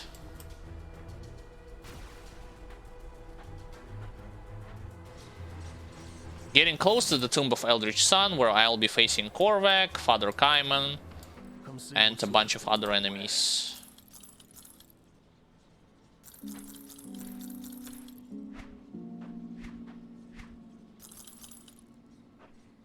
Storm Scale, I'll sell them. I'll save only the Warborn set, I think, because it's a rare occurrence that you'll encounter it.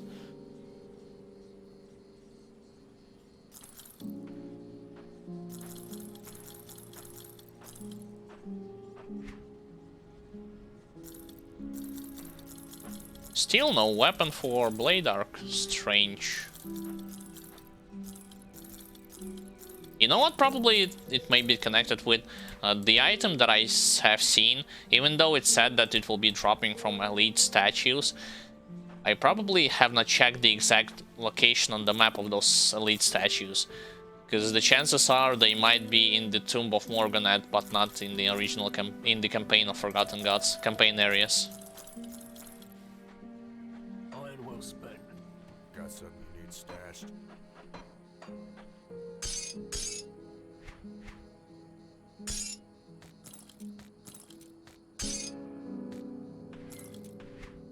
Right, quest item and more quest items.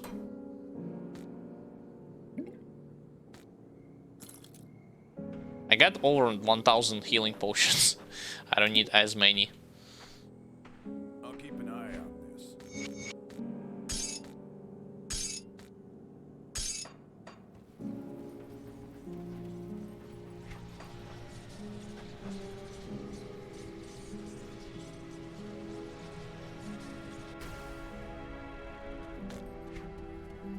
So I see Forsaken Eldritch.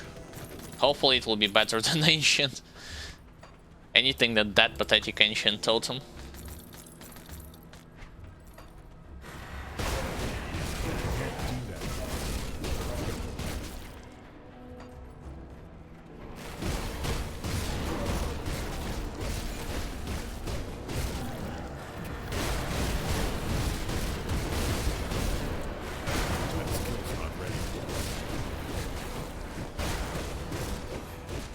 So many misses. Unbelievable. Yeah, sure, I'll go straight to the left to kill this Griffin boss.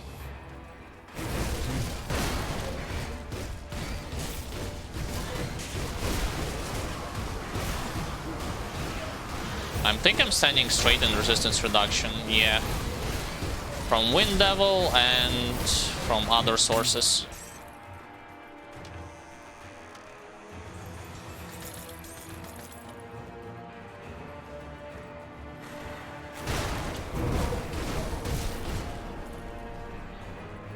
Alright, final statue. Cries. Wind.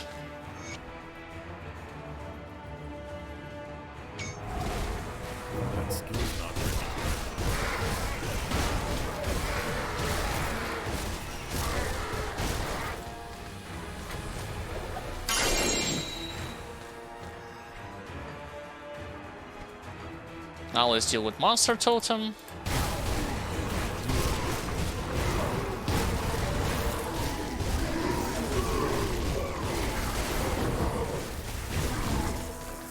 It's slightly better.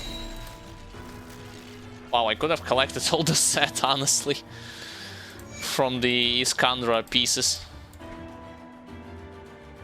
Iskandra offhand.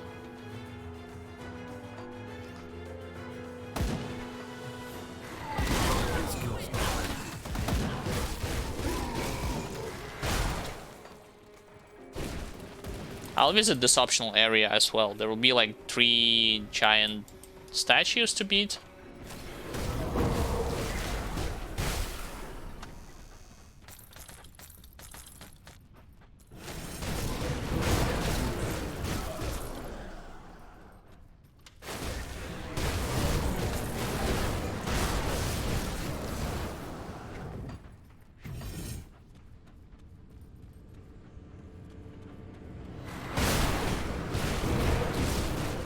Yes, come closer. In the range of Blade Arc.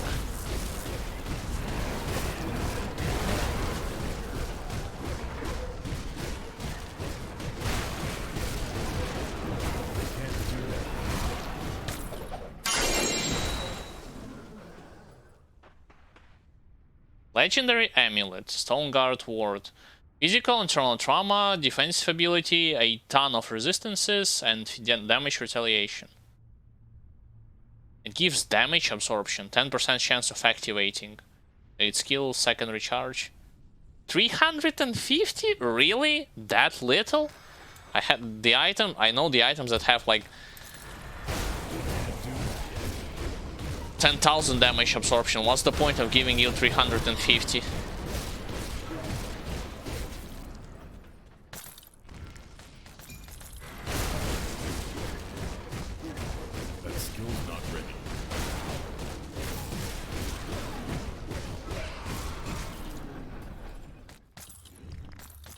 And the final one.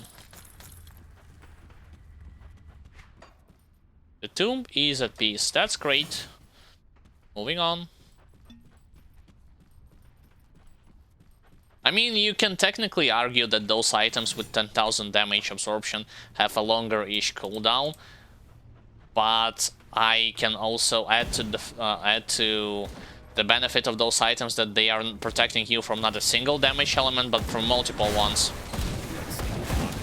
And usually the more damage absorption, the better anyway, so 350 is literally nothing. Like, it's not even one tick of damage over time effect. What the hell am I... Why am I getting clobbered all of a sudden?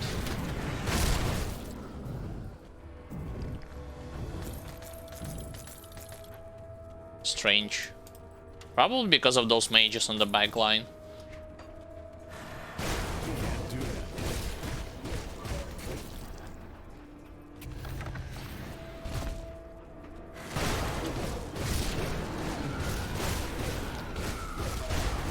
It has green of ferocity. Let me check. Again, righteous fervor. I don't want righteous fervor.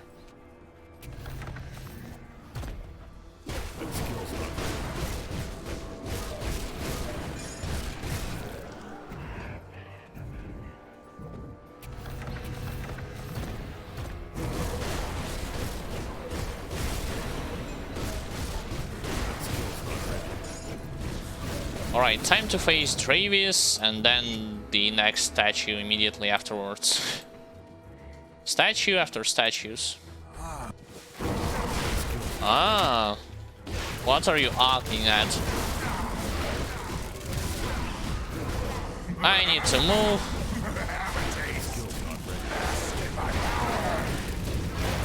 And he's dead. Damn, my ghoulish hunger proc because of his stupid acid ground. And so, he was consumed. When Dravis confronted me at the temple steps, I saw the madness consuming his soul. Thank you for your sacrifice.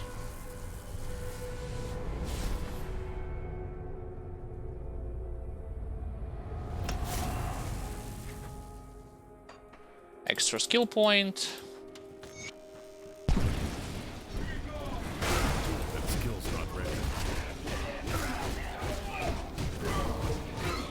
I still don't know why they're like one boss immediately after the other one.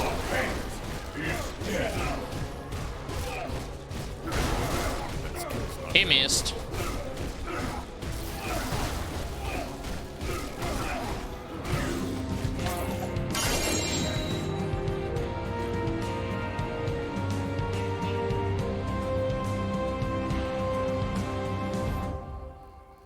All right. Into the tomb of the Eldritch Sun. I'll activate the portal and give those people their items back.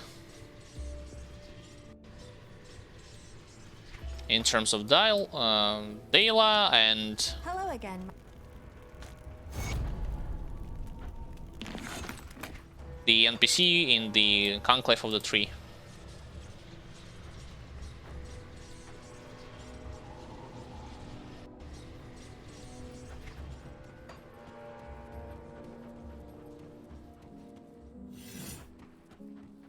I give you... Ah, yes, the words of Ron. Shattered and hidden so that none may utter the spell. I don't need this rune. Sadly. I have way better options. Even those at level 50 are better. Of course I do not have the ones that you'll be finding in Shattered Realm, but because this character never been in Shattered Realm on hardcore difficulty. Alright, so... return to Seer... oh. In the Vanguard, alright. Let's do it.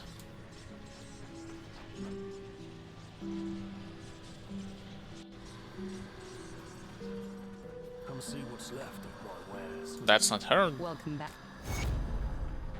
And one attribute point. I'll put it into Cunning, of course. More offensive ability.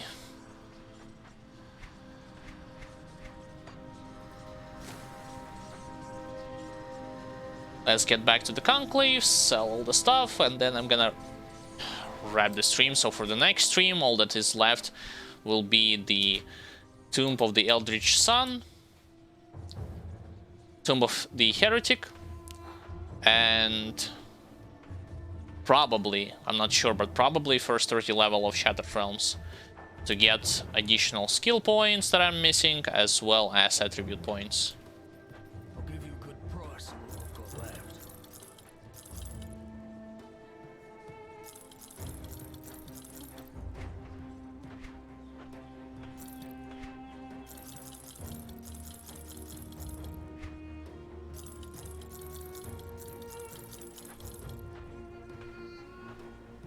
So if you collect all the set, you'll be using elemental damage, primarily with some other additional benefits like Burn, Frostburn, Electrocute, but it's for Frozen Sky Shard. And the set itself, well, I guess this book gives you, on a critical attack, chance to reduce enemies' elemental resistances and a ton of additional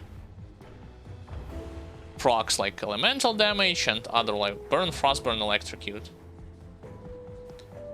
It's primarily for Arcanists, so +2 to Arcanist, physical resistance, and a ton of damage. So, pretty self-explanatory set if you ask me.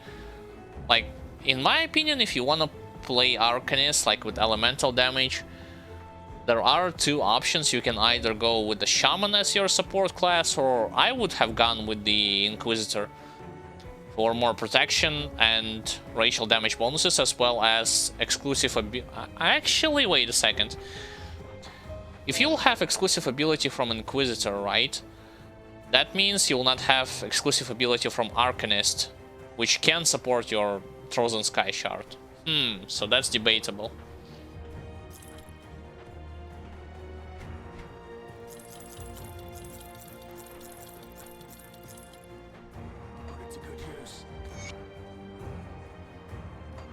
I don't need the Stone Guard.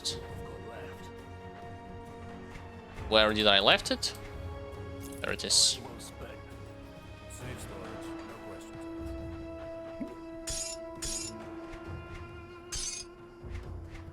The Celestial Lotus, in case you're wondering, yeah, I talked about it, that you will use Sugden Blooms in 90% of the cases for crafting endgame components, such as Spellscorch Plating, Living Armor, Sacred Plating, Udenbok Leather, Seal of Annihilation or Seal of Ancients, Bloodied Crystal, Prismatic Diamond, and so on and so forth.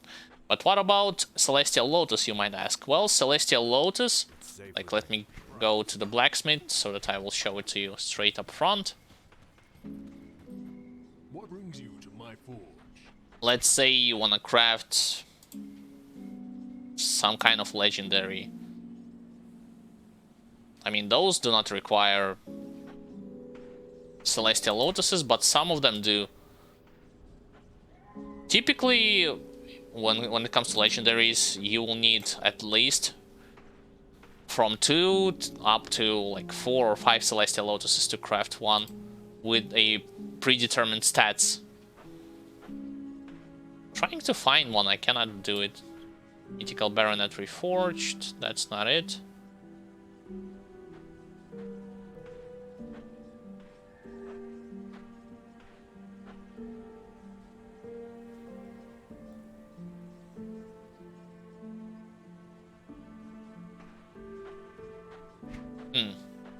I thought for sure that at least in hardcore I had something to show you when it comes what items require Celestial Lotus. Nah, it doesn't show it.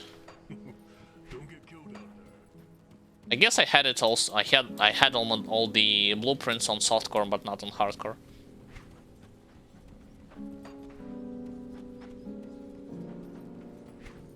So yeah, that's gonna be pretty much it for today's stream. Ladies and gentlemen, I would like to thank anyone who had watched it today, whether you watched it from the beginning, middle, or the end, it doesn't matter. You are welcome and will be still welcome at any given time of the stream. I hope you have enjoyed my gameplay, commentary, tips that I provided, the mechanics that I explained. Feel free to leave any kind of feedback to either by using chat on stream or whenever I'm uploading my YouTube videos and video on demands and highlights. What you want me to focus on, what do you think about the style of commentary, and so on. Probably I'm missing something, or you would like me to explain something further to you, and I will do my best to focus on that more in the next streams and next videos.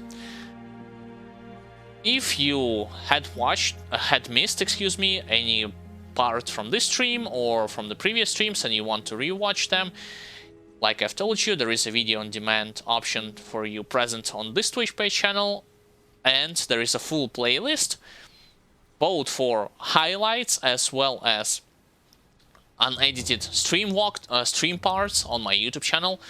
You can watch one over the other depending on how much time you have later on at your own leisure. This also, another thing that's important for you to remind about the schedule, where you can learn about my next time, when I'm going to be streaming the day and time of the day. You can learn about it on my Twitch channel here directly under separate tab. You can learn on the social pages link, Twitter and Facebook, and you can learn on the YouTube schedule, that is in the discussion section. Those of you who are willing to stay up to date with everything related to my upload schedule, my news that I'm posting, and can contact me directly through social pages, ask from me something, I recommend you to subscribe to social pages, because there I usually post all the stuff that I'm doing firsthand, or planning to do anyway. Now, when it comes to other stuff that I would want to focus on, I strongly recommend you to check the Grim Dawn beginner-friendly playlist. There has been a lot of topics that I discussed myself, as well as my brother had released already his Purifier overview of the class if you want to play as a two-handed range specialist, focusing on dual wielding and shooting enemies with ranged pistols, then yes, you can watch it. I covered, on the other hand, topics that will help you get a better understanding of this game's mechanics, such as resistances, bosses, their dangerous attacks, how you can avoid them, tips for casters, for visiting optional areas, for endgame components, nemesis bosses, Crucible, and monster totems. If you watch, those are not long videos, don't think that they are just as long as my streams. No, they're usually like 20-30 minutes long tips and tricks videos, where you will be knowing a lot of useful information about this game's mechanics, and it will help you tremendously if you... It doesn't matter if you have just started playing this game or you have already got to a certain point. Like I said, the topic that I had covered ranging from beginners to all the way to advanced players. Finally, when it comes to the stuff that you can support me with, if you know the people who are interested in a guy who not only plays the game during live streams, but also makes useful videos about the mechanics of this game, helping other players out, understanding this game on stream as well as off stream by making those mentioned videos, you can invite them, and those who are interested, you are welcome. You can either invite them to my YouTube channel or to my live streams, or both, depending on what do they prefer. You can also become a follower on my Twitch channel, as well as subscribe to my YouTube channel, share the videos, leave a like. It tremendously helps and motivates me to produce more videos. And finally, there is an option to donate, but this is not an obligatory option. This is straight upfront, like voluntarily thing to do. Nonetheless, you will receive some perks and bonuses in return, depending on what system you would like to choose to donate. And this money that you would like to donate will be directly invested into the improvement of audio and visual quality of the streams, edited videos, and your name will be mentioned in the future edited videos as well. So if you'd like to subscribe via Twitch subscription and Twitch Prime, you will have more emotes, icons, chat statuses for more interactivity purpose during live streams, as well as game discounts if you decide to become Twitch Prime subscriber. On the other hand, if you would like to become a Patreon, you will have early access to edited videos without any kind of advertisements, behind-the-scenes content, Q&A videos, participation on them, and much more stuff. You can check the full list of bonuses by visiting Patreon page, clicking on the Patreon page link down below. Again, thank you for watching my today's stream. The plans for the next stream, I already talked about them. Once again, finish up main campaign, only Tomb of the Eldritch Sun left, clear Tomb of Heretic, and clear the initial 30 levels, hopefully in the Shattered Realm. That's pretty much the whole plan when it comes to beating quote-unquote hardcore difficulty that I was talking about all along, starting from part 1 of this playthrough. I'm not trying to go for any kind of super bosses or celestial bosses with this character, no, it's pretty simple stuff, and on hardcore I don't think you should be worried about them that much, at least in my opinion. Anyway, once again, thank you for watching, I wish you all the best, take care of yourselves, take care of your health, of the health of your relatives, stay sound, stay cheerful, and I, Alexander, also known as Sandrievitz, hopefully we'll be seeing you all and more people, more new faces on the next stream. Bye guys, and have a great weekend!